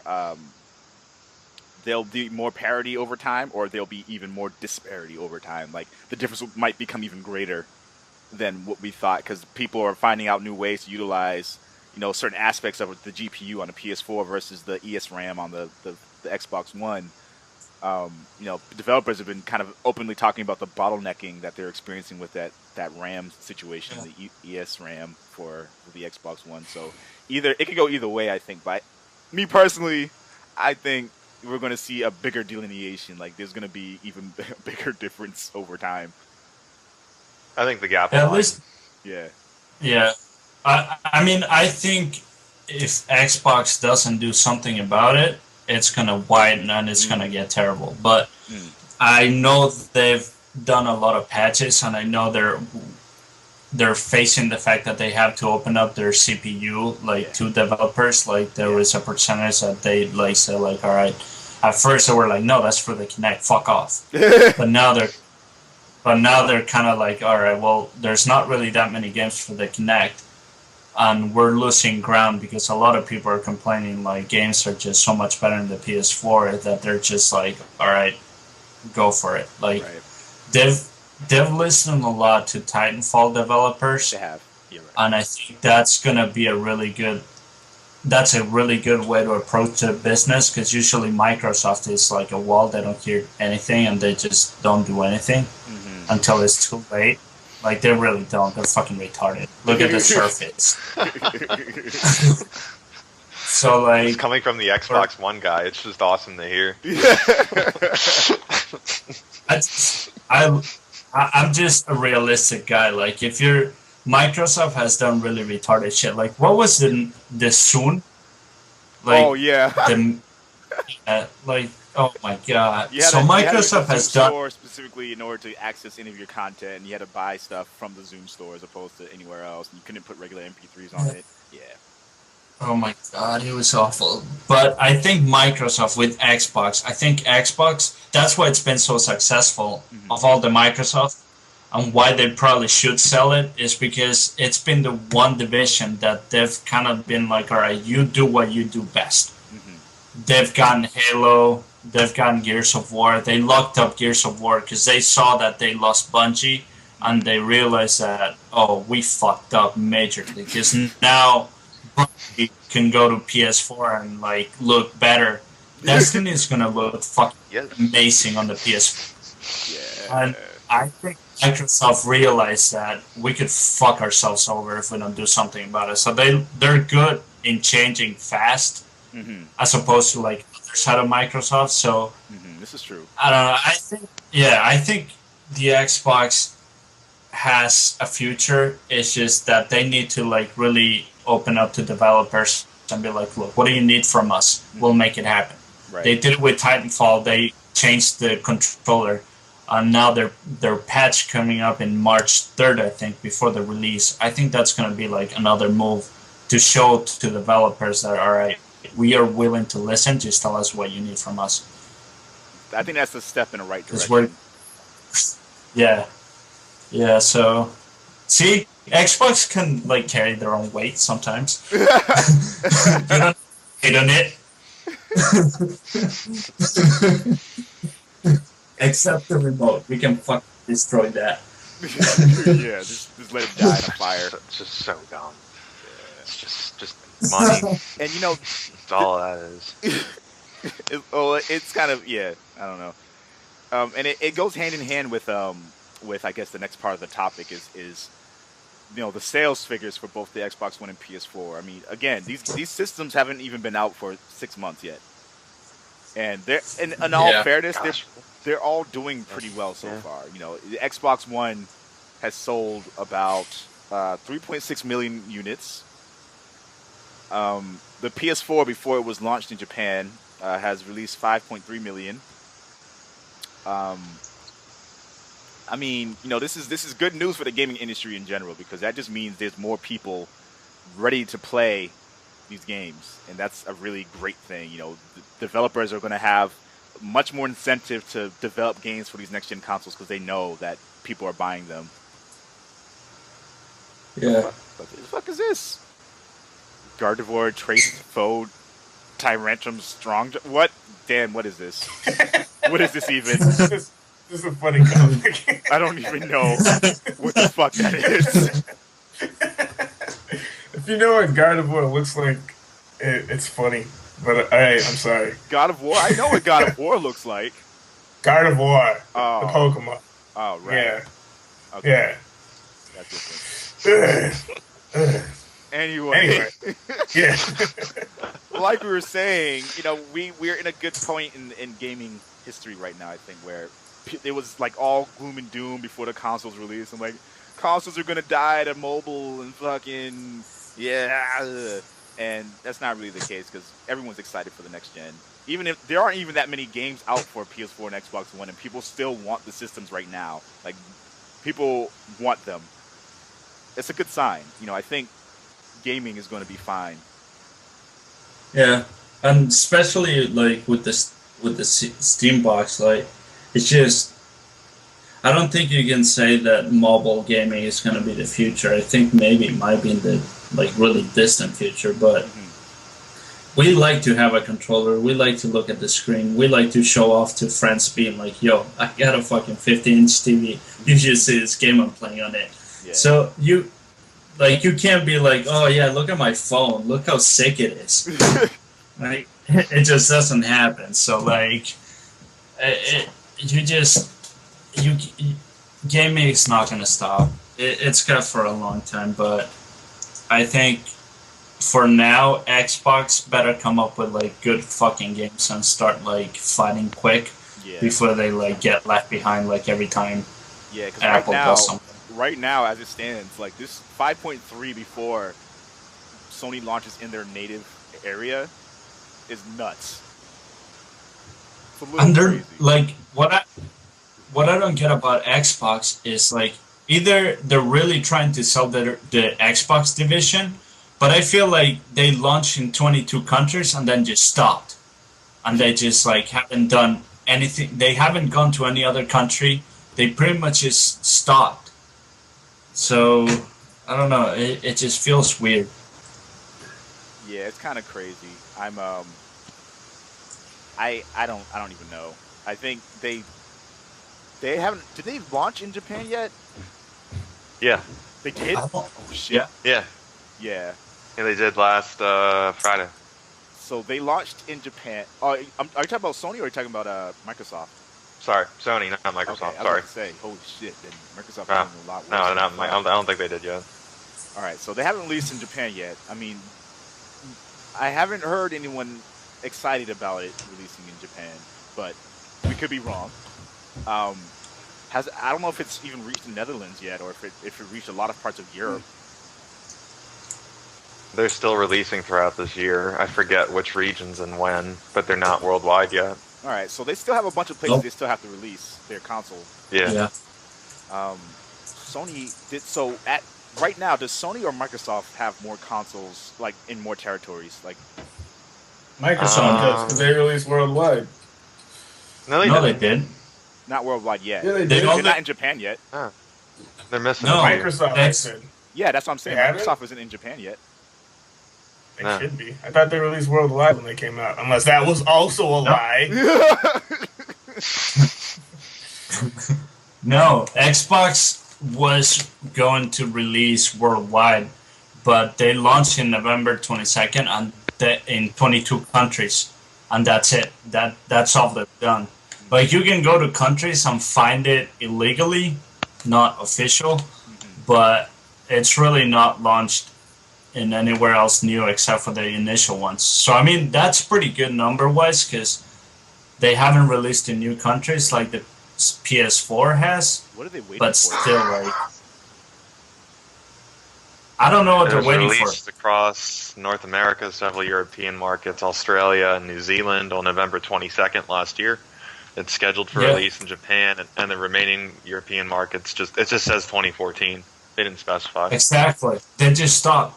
So either they're retarded or they're trying to sell it off before like having to deal with like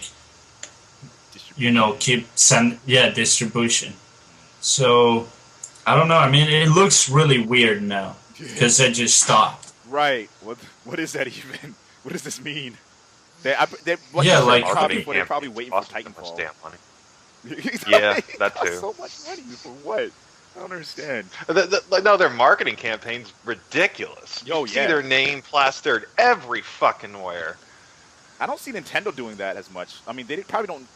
Like, I feel like if Well, they can Nintendo afford did a it. little bit more aggressive marketing in the US, they'd in like very clear and distinct marketing. Like people still like there are still people out there who don't know the Wii U is a new console, who think it's an attachment really? for their Wii, like a fucking like the Wii Motion Plus. Like We're past a year or so now. You would think most people Yeah. know. there's a lot of dumb people out there though. Yeah. the thing is, like, it's been so long, and there's really not that many like good games for the Wii U right now, is there? Like, There's Mario, there is fucking Pikmin 3. There's the Wonderful 101. There's Bayonetta 2's coming out. Yeah. yeah, that looks sick. That does look sick. I really want it. Dude, I'm just like, I was talking to Will yesterday. If they put Bayonetta on Super Smash Brothers instead of whatever new character they put in, that would be amazing. That'd be dope. How it would be such a kick-ass character to put in there. Like, Bayonetta would just kick We're ass. just throwing ideas out there, Nintendo. Just take it. Take it. Any of them. Do it. Any of them, just do something. I would be on board with What do we that. got?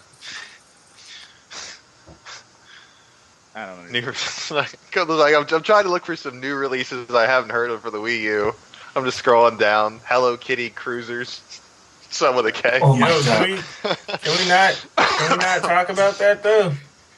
Can we just absolutely not? The only releases you need to worry about are the ones that are talked about in Nintendo Direct. Ignore everything else. Everything else you have to ignore. I'm curious have to though. ignore Like, them.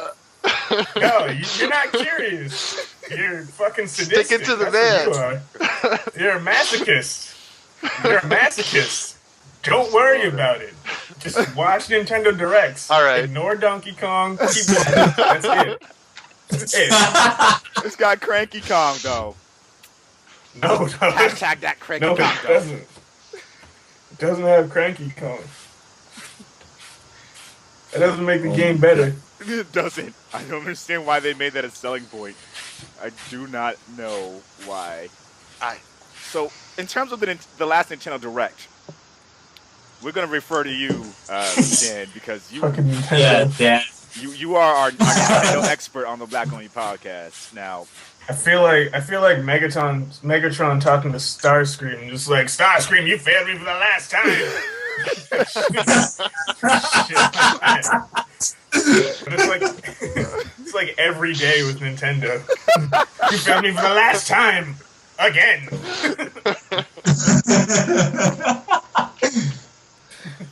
that was the best moment of my life. God. Anyway, as long as we can ignore this shit, we're all set. Don't just wait. Just wait for official Nintendo games, dog. Like, unless there's like a real sleeper hit, absolutely no one has registered that Hello Kitty game. Nobody. I promise you. Yeah, I was just looking. I'm just looking at a list of titles for something that stood out. That was the first one that stood out. To me. Hello Kitty. All right, so for Nintendo fans, then, your homie D, what What up? what do Nintendo fans in particular have to look forward to in terms of this year? Like, what are the big things to look forward to? You definitely have Mario Kart 8. That's gonna be the shit. Yoshi's New Island for 3DS. That's gonna be the shit. Kirby Triple Deluxe for the 3DS. That's gonna be the shit. Smash Bros. Obviously is gonna be dope. They added Little Mac, and I know that's in the podcast. Mm-hmm. And for me, that really changes the dynamic of Smash Bros. I usually think of Smash Bros. More as a party game instead of like a fighting game. But now with an actual categorized fighter in the game, it's like, okay, now this is in fighting game territory. For me, personally, people considered it a fighting game before that. I considered it a party game, but now I'm looking at it more as a fighting game. So that's awesome. I'm still waiting to see what other characters they'll release for it. So that's going to be dope. There's still supposedly a new Zelda game that's supposed to come out for the Wii U. We don't know when it will happen. It looked like Nintendo Direct did leak something about the next game in the Xenogears saga, and that game looked like it was fucking ridiculous. It was like basically Monster Hunter with giant robots. And then everybody should know Monster Hunter in 2015. We talked about it though, so I'm not going to dwell on that. So Nintendo has a lot going for it, and then there's also things that they still could possibly have up their sleeve. I mean, we all know all the classic IPs that they have. For some reason, they decided to bring back Steel Diver. I don't know why. I think I remember that on GameCube, and it was just like, this is a game no one ever wanted. Why is it here? Yeah. Why does it exist? But whatever, you know. Nintendo has also promised to bring over more Japanese titles to the West, so that's something to look forward to too. We may be getting games we never even heard of before, so that's kind of awesome. That's something I look forward to. And apparently, that blacksmith game is a game where you can be a blacksmith and you you make items for adventurers. Oh yeah, I saw that. It's kind of like a rhythm game though. It's kind of like Guitar Hero, only you gotta like do it for a blacksmith. Yeah. That could be cute. It's like cute. Yeah. That's a good way to like phrase it. I mean, I have no idea. It's definitely that. It's definitely cute, but like it's an RPG in the sense that instead of being the adventurer, you're a shop owner. You know. Mm-hmm. So that's it's a new spin on it. It looks like I could get into it. I'm not really like gonna sing its praises or anything, but it looks like it might be fun. So yeah, Nintendo's got a lot going for it, and especially in the idea that they're going to try to bring over more Japanese games. I think that's going to be awesome.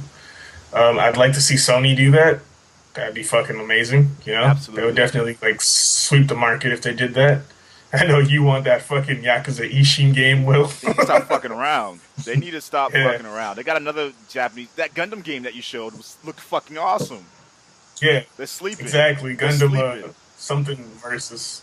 And J-Stars Victory Versus. If you guys didn't know, there's a petition going out for 10,000 signatures so they can bring that game over to the West. Sign that signature. It's on change.org. J-Star Victory Versus has to come to the USA. It needs to. Please sign that. It needs 6 more signatures. At the last time we looked at it, it only needed 6 more signatures, so we're really close. Yusuke, Yu Yu Hakusho, Himura Kenshin from Rurouni Kenshin, and fucking Goku in a game where you can fight people and beat them up and throw blasts at them and shit.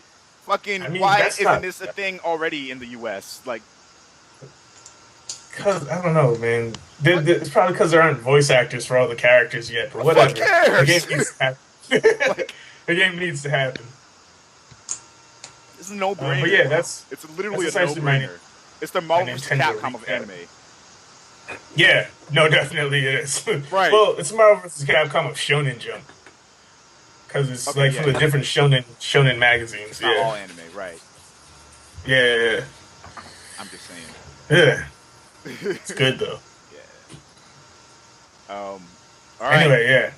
Hot topics. So this is the part where we branch out a little bit and give you guys some more control over what guest topics you'd like to introduce into the podcast. I just introduced mine, so. True.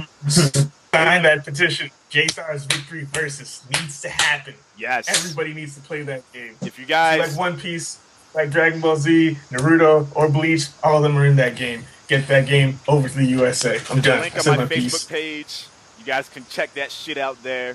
Fucking click on it and sign a petition and all that good shit. Yeah. Wow. That was. Go ahead. No, I was gonna say, like, that game sounds really fucking good. I didn't even hear about it until now, so I guess my ass is gonna have to go sign that petition. Like, a lot of people haven't heard anything about this because fucking Japan's just like, oh, we're not gonna release this in the US, so we're not gonna say anything. Fuck you guys. Figure your shit out. Real talk. Yeah. Release it in the US so you can get money. Yeah. Give money. Give money. Give money. Dollar bill, yo. Dollar bills, yo. I'm gonna give you guys the link. Yo, that's what I'm YouTube gonna video start to saying see like what every I'm time I saying. get. All right, that's what I'm gonna start saying every time I get cash out of the ATM. Just go like dollar bill, yo. Do it. So, do you guys think that the hype behind Titanfall is justified? I mean, you have personal experience with this, AJ. Too Fast and Nos. Now, the game is like absurdly like everyone's like, "Hey, you're getting Titanfall." Like it's the thing that everyone's talking about, and you've played it. I haven't played it, but I'm really interested in the game. I think that there is a lot of like anticipation and hype behind this. This could be a good or a bad thing. But do you think it's justified? I think you can make it up. I think if you like Call of Duty series, you're gonna like Titanfall. That's the easiest way to put it. Most of the multiplayer games is just like Titanfall. There's the capture the flag. They call it a different name, but game-wise, it's basically the same as Call of Duty. How it changes is that it's way more tactical, way more open. There's some maps where you can... Like, the thing that I hate about Call of Duty is that, one, it takes you a while to identify who's, like, the enemy and who's not in comparison to, like, Halo. Like, in Halo, it's bright red, bright blue. You know who to kill. Right. In Call of Duty, by the time you realize that's an enemy, you're already dead. Unless you're, like, really good at it. Mm-hmm. And then the other thing, Call of Duty, you can camp out, and that gets fucking annoying, because some people just camp, and it just gets horrendous. Yeah, in Titanfall, there's of the maps in beta, there was one where you could camp. You can get up in, like, the ceilings, and you could pretty much camp there and just kill everything that moves, because you were, like, really high and you could see everything. But other than that, it was really open, and you were just, like, having to just fucking survive. It was, like, just survival, and it was fast-paced, a lot of shooting, a lot of, like, fucking... It was awesome. Right. That link that you sent, by the way, was hilarious. Yeah. So, I think, yeah, I mean, I kind of think that the hype Titanfall is getting is justified, but I don't know. Like, I think this is going to actually bleed into like one of the other topics in the hot topics section, but I think it's like for the first time in a long time, people are getting really excited for a multiplayer game. You know, and I think, yeah, for sure. And again, bleeding into the next topic, with both Titanfall and Evolve mixing things up in the online world, as well as Destiny, really, do you think more gamers will fall back in love with multiplayer gaming? So, like, for example, I've noticed that, you know, your homie D, you're not really as big of a fan as, like, you know, first-person shooter multiplayer experiences, as opposed to, like, you know, aside from Borderlands 2, which is kind of an exception to that. Yeah, that game's kind of fun with more people. Yeah. So, do you think games like these that are releasing will kind of rekindle your excitement for multiplayer FPS? For me, it's more about the style, how the game looks. I'm not really the biggest fan of realism either. Mm-hmm. So that's another appeal that Borderlands had. Mm-hmm. But Titanfall does look promising. Mm-hmm. But, like, I don't know, if there was a multiplayer game that was like, this is the Kung Fu multiplayer, where instead of I shoot people, like, I have to, like, do a flying kick into them to get, like, a headshot and kill them, like, I would play that game. Like, you know?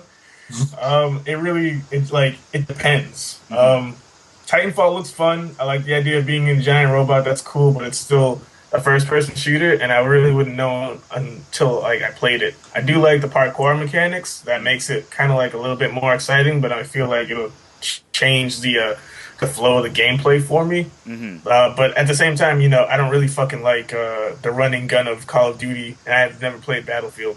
So to say it would rekindle something for me is that's a big statement, but I definitely think it would, like, at least spark some interest. Okay. Yeah. Yeah. You know, for me, I think it's exciting to see these games that are openly emphasizing their multiplayer more so than, like, a single player experience, because we've seen before in the past games that would come out with multiplayer that was better than a single player, and they would like hype up the single player, and like no one would fucking play it. And SOCOM. Yeah, SOCOM, like no one was fucking playing a single player. I played a single player because I didn't have online at the time when SOCOM came out, but like when I found out multiplayer was just where it was at. Like you played SOCOM to play multiplayer, and that was all that needed to be known. So I'm excited for this generation because not only is it easier for people to kind of like jump into multiplayer experiences with the new infrastructure they have for online, but also the way that the consoles work in conjunction. I'm excited to kind of to be a social gamer again. You know, I've always been a social gamer anyway, but the games like Evolve, for example, is like a whole different take on multiplayer gaming, where it's like, you know, it's a co-op, but it's also competitive. Like it's a co-op adventure because you're going against like NPCs and AI, but also there's a monster in the environment that you're in that is also like evolving over time. The more it feasts on other animals and shit like that. And I think a game like that is something that the gaming industry needs if it wants to really continue having gamers be social creatures, you know. Because if we were all just doing the same thing, like the same Call of Duty, the same Battlefield, like every year, like I wouldn't be interested in multiplayer gaming anymore. Like I don't want the same shit over and over again. Like I'm excited to see other developers like jumping in and like introducing new elements. It just would be nice if it encourages like teamwork again. Like back when SOCOM came out, it was about talking with your squad mates or telling someone, "Don't run around the corner," and having them listen. Or in cases, yeah, you know, and always get shot first, and you're like, "Damn it! Like you should have waited." Yeah. But if games like Titanfall or Evolve can kind of get gamers to come back to that mentality of working together or working as a squad or working as a team, like it might be more encouraging or just more fun to have people play together rather than just Call of Duty style running across the map by your fucking self. Just, yeah. I agree. That's why I hope H-Hour works out. Dude, I really want that game to be good. I really, really want it. Shitty fucks on Twitch plays Pokemon, man. I swear to God. They really suck. Yeah, I don't want more of that shit. Wait, there's a new article that you just put in here. Microsoft preload option was posted in error, and it doesn't allow to... What? That was the same news for Sony.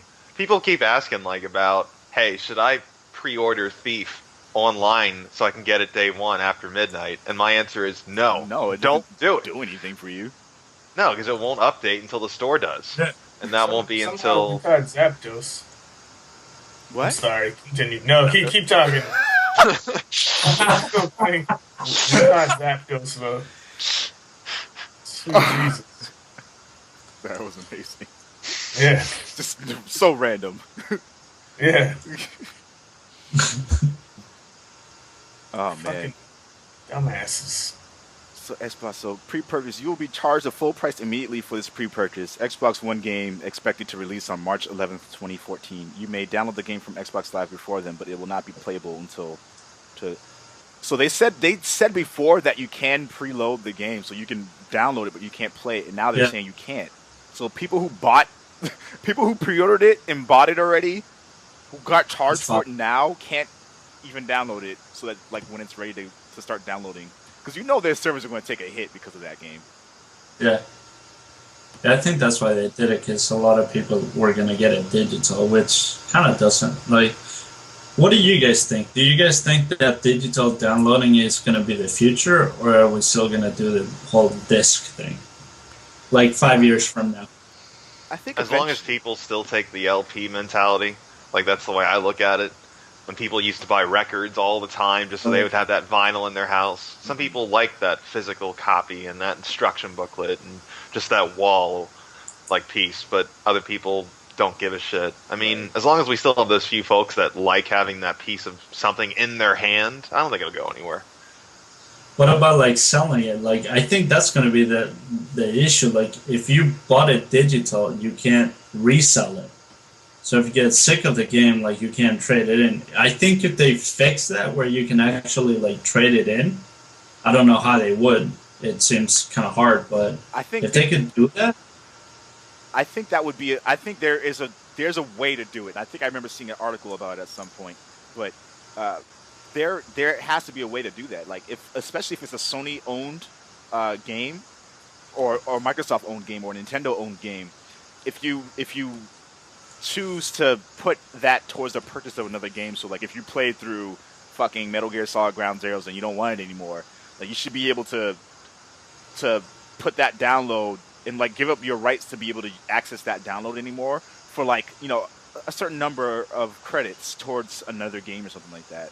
Like that would be a pretty good way of doing that. Like I think it would have to depend on the developer though. So for example, Metal Gear Solid Ground Zeroes, and then for Metal Gear Solid 5, like you can put $10 towards Metal Gear Solid 5 if you get rid of your ability to play Ground Zeroes anymore. I mean, that would be more promotional than anything because like the developers aren't getting anything for that.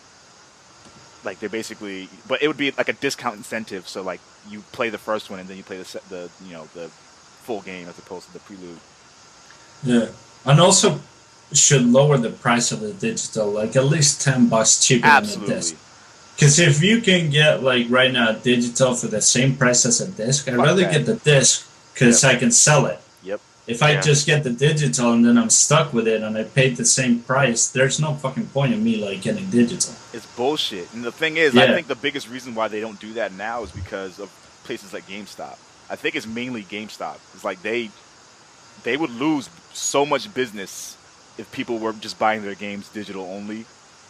Yeah, but like Microsoft doesn't give a shit about GameStop. They didn't give a shit like on their E3 like announced when they said that they were gonna do like just digital stuff. I think Like, one of they the biggest really reasons they don't reversed their policy on that is because of GameStop, not even just because of the gamers. I think it's because of GameStop, because they were going to stop selling their consoles. And the way that people are buying their consoles, a lot of them are buying them from places like GameStop and Best Buy and Target. Like, a lot of people, like, that's what Microsoft relies on for the sales of their consoles and their accessories, especially. Like, the $25 fucking remote, that's fucking useless. It's a piece of shit. But GameStop's going to sell it. Yeah, I have. One- You said what, Dan? I said I have one. You have an Xbox remote? Yeah. Well, not a remote. I have I have a $25 controller from GameStop. Oh yeah. So it's like I was talking about that remote with that works to connect and the fucking Oh, okay, yeah, no, I don't have one of those. Yeah. that piece of shit. Like they're gonna sell it at GameStop, and it's gonna sell because there's gonna be people like, oh, I always wanted to have a remote for my Kinect. It's gonna happen, Oh, you know. So I think the biggest issue when it comes to digital releases, like lowering their prices, is GameStop. Straight up. Yeah. I think GameStop could survive on being like a novelty store that sold old games and systems, so at least for a little bit. Yeah. Yeah, or they can go the digital route and offer incentives for people to digitally buy their games. But if they went digital, there would be no sense in having a real estate. Exactly, You know? exactly. Well, I mean that's where we're going. Look at Amazon and Best Buy. Like, at Best Buy is a brick and mortar, and it's fucking dying. Yeah, Like, albeit is slowly, but it's dying anyways. And then like Amazon is just killing because they don't have like a brick and mortar presence, and they're No selling overhead. everything. They have Yeah. warehouses. Yeah. That's it. Yeah, but you can't. Yeah, it's like I think digital could work like the Apple Store, but the thing about the Apple Store is that the games are either free or cheap as fuck. yeah, it's true. So like, if you make the games like $39.99, like when they first come out, I would buy it, even if I can't trade it. Still, like it's so much cheaper than getting the disc that I think I'd be okay with it. Yeah, me too. Well, that's another thing about digital games too. It's like you got to really be sure if you want to keep the game or not, because not only can you not return it, it also takes up a lot of space. You know. Yeah. The problem with That's- the next gen though is like even they take up a lot of space regardless of if you get it on disc or Yeah. if you get it digital. Like it'll take up the same amount of space now. Whatever. Whatever. I'm speaking from like my 3DS experience. I got like a 32 gigabyte card in there, and just a few months ago it was full. And I was like, wow, had a lot of games. You know, I had to delete some. Some of them I hadn't even played and beat yet. Like, what is that? Dylan's fucking Ranger dig something. You're a fucking armadillo. I don't know. But I had the sequel to that game because I liked playing the first one, but I never even touched it. Shin Megami Tensei just took up a lot of my time back then. But anyway, yeah, you gotta think about the games you want now instead of just like, you know, wasting money at GameStop, realizing you don't like it, and then just bringing it back. Right. It's different. It turns into a completely different ball game, and I feel like in the event that everything does go digitally, what do I want to say? Like producers, game makers, what the fuck are their names? Developers. Yeah, there you go. Wow, crazy brain fart. I think they'll start pumping out higher quality content because there's less incentive for people to buy and return something. Right. Yeah. Yeah. The other thing too, like you could offer like the light versions, like limited versions with some of the gameplay, and then just, I mean, look at fucking Candy Crush. That game is fucking retarded, free, and people are obsessed with it. And the developers are like fucking making money like hand over fist. So it's possible that you can make money with a game that doesn't have like a cost. And gamers are always going to be willing to pay more if you give them like a quality game. That's what's happening with Warframe, because like Warframe started off not really that good, and then like they started updating it and like adding things into it, and like it's a free game, and to I get gotta other play things, that more. Yeah, it's we could play that today. Like I should have time to play that today, but like you can choose to like spend a shit ton of time like developing like different Warframes, which are characters or like weapons and stuff like that, or you can pay real money to buy some of that stuff, and like the differences between, like, you can still get through the game with like a lot of the standard stuff, but you have a lot more fun with the stuff that you unlock. And then when you start unlocking more stuff, you're like, oh man, like this other weapon that's even better that I can get now if I just pay $2. So like it's an easy way for developers to start making money off of that stuff, because like I've already spent like at least $15 on the game and it's free. Yeah. You know, in another scenario, when the game came out, I probably wouldn't have bought it if it was a $60 release. Exactly. But, you know, here I am spending money on it over time, and it's a strategy that can work if it's done right. Yeah. Yeah. If it's a game, if the game is addicting and good enough, you don't mind paying for it because you're spending a lot of time on it, and that's the whole point of buying a game, is that it uses your time. Because if you're gonna like pay $60 for a game, you have to know that the game is good. Like, you don't just buy a game when it comes out unless you know it's good.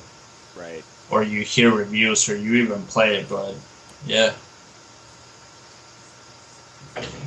This kind of goes into the final part of the podcast, with Irrational Game Studios shutting down to narrow down their vision, and the industry pioneers like Cliffy B working more towards smaller teams. Do you think we'll see a solution to, I guess, the crap that we get from bigger teams? So like how there's more incentive now if we're going in a more digital solution to our gaming. You know, do you think that we're going to get more developers who are like narrowing down? So like the example I'll use again is Call of Duty Ghosts, where at some point they copy and pasted the ending from one game to another, and it's like legitimately a concern. That's like, you guys have just gotten to the point now where, like, what are you doing? What are you even doing?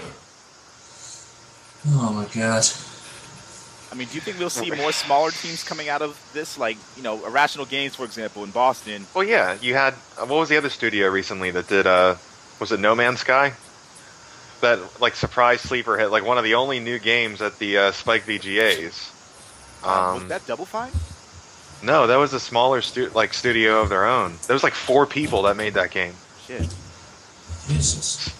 So you can still get a good quality product out of a smaller team, but are we going to see less crap? Of course not. Of course we're going to still continue to see crap games made by 200 or 300 team people.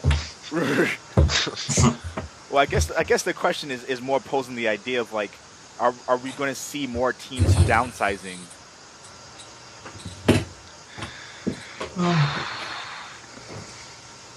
Like, do you think we'll see, like, you know, Activision, for example, as a publisher, they have a resource of so many different developers. do you think that they'll create smaller teams as opposed to like these really big teams working on Call of Duty? Like even though they have like over like 200 people working on a Call of Duty game, it still can be crap. Like, do you think that this will be incentive for publishers to make decisions about making studios smaller so that they can kind of delineate more stuff in between those teams? Yeah, I think so, because there's a saying, it's like too many chefs spoil the soup, you know. So I think that's definitely a possibility that they'll cut back on some of the people, unnecessary individuals. Yeah. Yeah.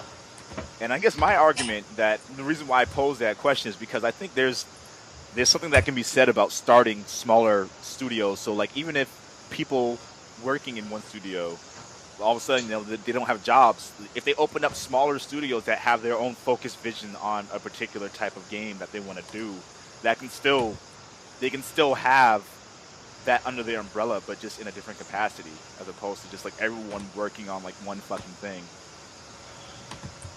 And then when that game fails, for example, it's like, oh shit, well, all of our eggs were in one basket. We can't do shit. Well, I mean, that's kind of like what EA does. They have like all their sports division, then they have like the RPG division, and they have like different places that work in different shit. So I mean, it does work, but I don't know that you're gonna have like. It depends on the game, because there's some games that you need a bunch of people to get involved in it, like just depending on the quality. But I don't think you need the same amount of people you need to develop, say, like Titanfall, to do a game like Candy Crush. Like, you just don't. So, like, it depends on the game. Like, some games just need more people. That's true. I hope we do see some more. Go ahead. It makes me wonder how many people were involved in that Rambo game. Oh, shit. Oh, God. Like two. Like how many? I was going to say two. Yeah. Like two people. Exactly It's two. not even an indie title. It probably was like one accountant and one developer. Wow. So Outlast, for example, is an indie game, right? It's a game that is did I just type in outlast.com and that just didn't do anything for me? Why did I do that? And it's a game that is available on PC and PS4.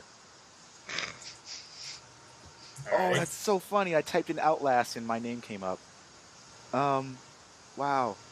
Kind of awesome. I mean, maybe it came up because it's, I don't know. Wait, you guys type that into Google and see what happens. Dan's right. I have no reason to look at anything Wii U related. I'm gonna stop looking at. I told you. Just watch Nintendo Direct. That's all you have to do. I just get really confused. Yeah. That's the reason why Nintendo Direct came out. Like, Iwata was just like, forget these guys. Like, no one cares about them. Just pay attention to us. So how big is... All right, so I'm looking at Red Barrel's, their team, and they only have 1, 2, 3, 4, 5, 6, 7, 8, 9, 10, 11. It looks like there's only 11 people who are listed here. There's probably a little bit more than that, but they're a pretty small team, and they were able to make a game that rivals in terms of like visual fidelity, like a really, really great looking game. It's scary, it's interesting. Like, this is a game that was developed by a super small team. Yeah, we're probably going to see more shit like this, because like the idea of indie developed titles now is like very different than what it used to be when it first came out, you know. No, I think that's great. I think we need more like indie games, because that's how you get games that last a long time. Because when you have like big games, usually they start being just like, they just try to make something that sells. They don't really give too much shit about like quality over time. They just want something that gets hyped up and then gets 1 million copies sold. I mean, that was my biggest fear with Titanfall. Titanfall was one of those games that EA has the money to hype it up, so you don't know if it's really real hype or if it's actual gamers hype. Right. And like once I played it, it was like, all right, this game is actually good. But there's some other games, like we talked about previously, they just get hyped and they're crap. And then you have indie games that out of nowhere they come out and somebody talks about them online, and then next thing you know, it's got like 2 million people and it becomes like Flappy Bird. Fucking Flappy Bird. Flappy Bird has an MMO. Do you guys know that? How? How? Yeah. I don't even. Here you go. It's flapmmo.com. It's the best. What about Fat MMO? What? Alright, You know, I was press looking up spacebar. Teon. I had to look up this company. Teon has offices Oh my in God, are you Poland, serious? Japan. They What? employ over 70 people. Oh my God, this is a real thing. Yeah, I was not kidding. It's hilarious. That's awesome. This Yep. is so. There's a lot of people just dying. Yep. That's On the me. first Yeah. pipe, too. Oh, Anyway, before we get too caught up in Oh my this, let's God, finish this this is bad. podcast. Yeah. Yeah. So, Yeah. does anyone else? Oh my God, this is a terrible thing you just did. I'm close. I gotta close out of this. Oh So my God. great. Does anyone else have anything they want to add to the podcast before we put this to a close and end up getting trapped into Flappy Bird. Flappy Bird? Before it takes your soul away from you. One little thing. Yeah. Guardians of the Galaxy. Oh, You haven't seen the trailer? Check it out. wow. yeah, it's gonna, Yes. It's gonna be epic. That looks awesome. it's gonna be good. That's it. Made that. I want to make an announcement to folks at home on iTunes and YouTube that I Oh, what's your announcement? I can't hear you. and on the podcast, jerk. I'm going to be in Japan from March 14th. No, I'll be there like the 17th, but the travel complicated. I'll be in Japan for 2 weeks, so you won't have a podcast for a little while. We're going to have one more podcast before I leave. I think the theme behind this podcast is going to be a drunk podcast. It's going to air. It'll either air before I leave or it'll air that Monday, which is St. Patrick's Day. I'm not drinking for this entire year, so I won't be drunk if I'm on Right. the podcast. So if you're on this episode, you'll be our sober guy who will keep us on track. Yeah. But we're gonna try this drunk podcast to see just to fucking do it. Are we actually doing this Sunday at noon? Or are we? This might be a Yeah, Saturday can we- night thing. This might be Yeah, like can yeah. we do this like a Saturday thing? Because seriously. Yeah, I don't want to start like getting like shit faced the middle of the Sunday before having to go to work the next I'm not day. getting shit faced because I can't hold my. I don't even drink like that. So like I'll have like 3 beers just like I can't drink anymore. Bauer and I'll do shots for you. Like, Yeah, we'll you try guys. and make something out of it. You guys can pound that beer. I can't do all that. And depending on how many people we want to have on that episode, we might do it on Google Plus, which means there'll be more people on the episode. And that will be fun. I got the idea from another gamer who will be on the podcast very soon, probably after that episode.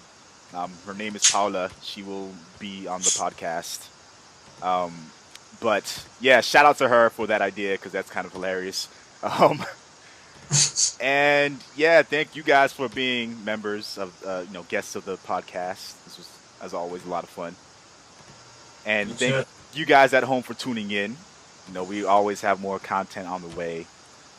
And yeah, game on. Jay Blaze out. Put a link to Flap MMO in the description of this podcast. FlapMMO.com. Ridiculous.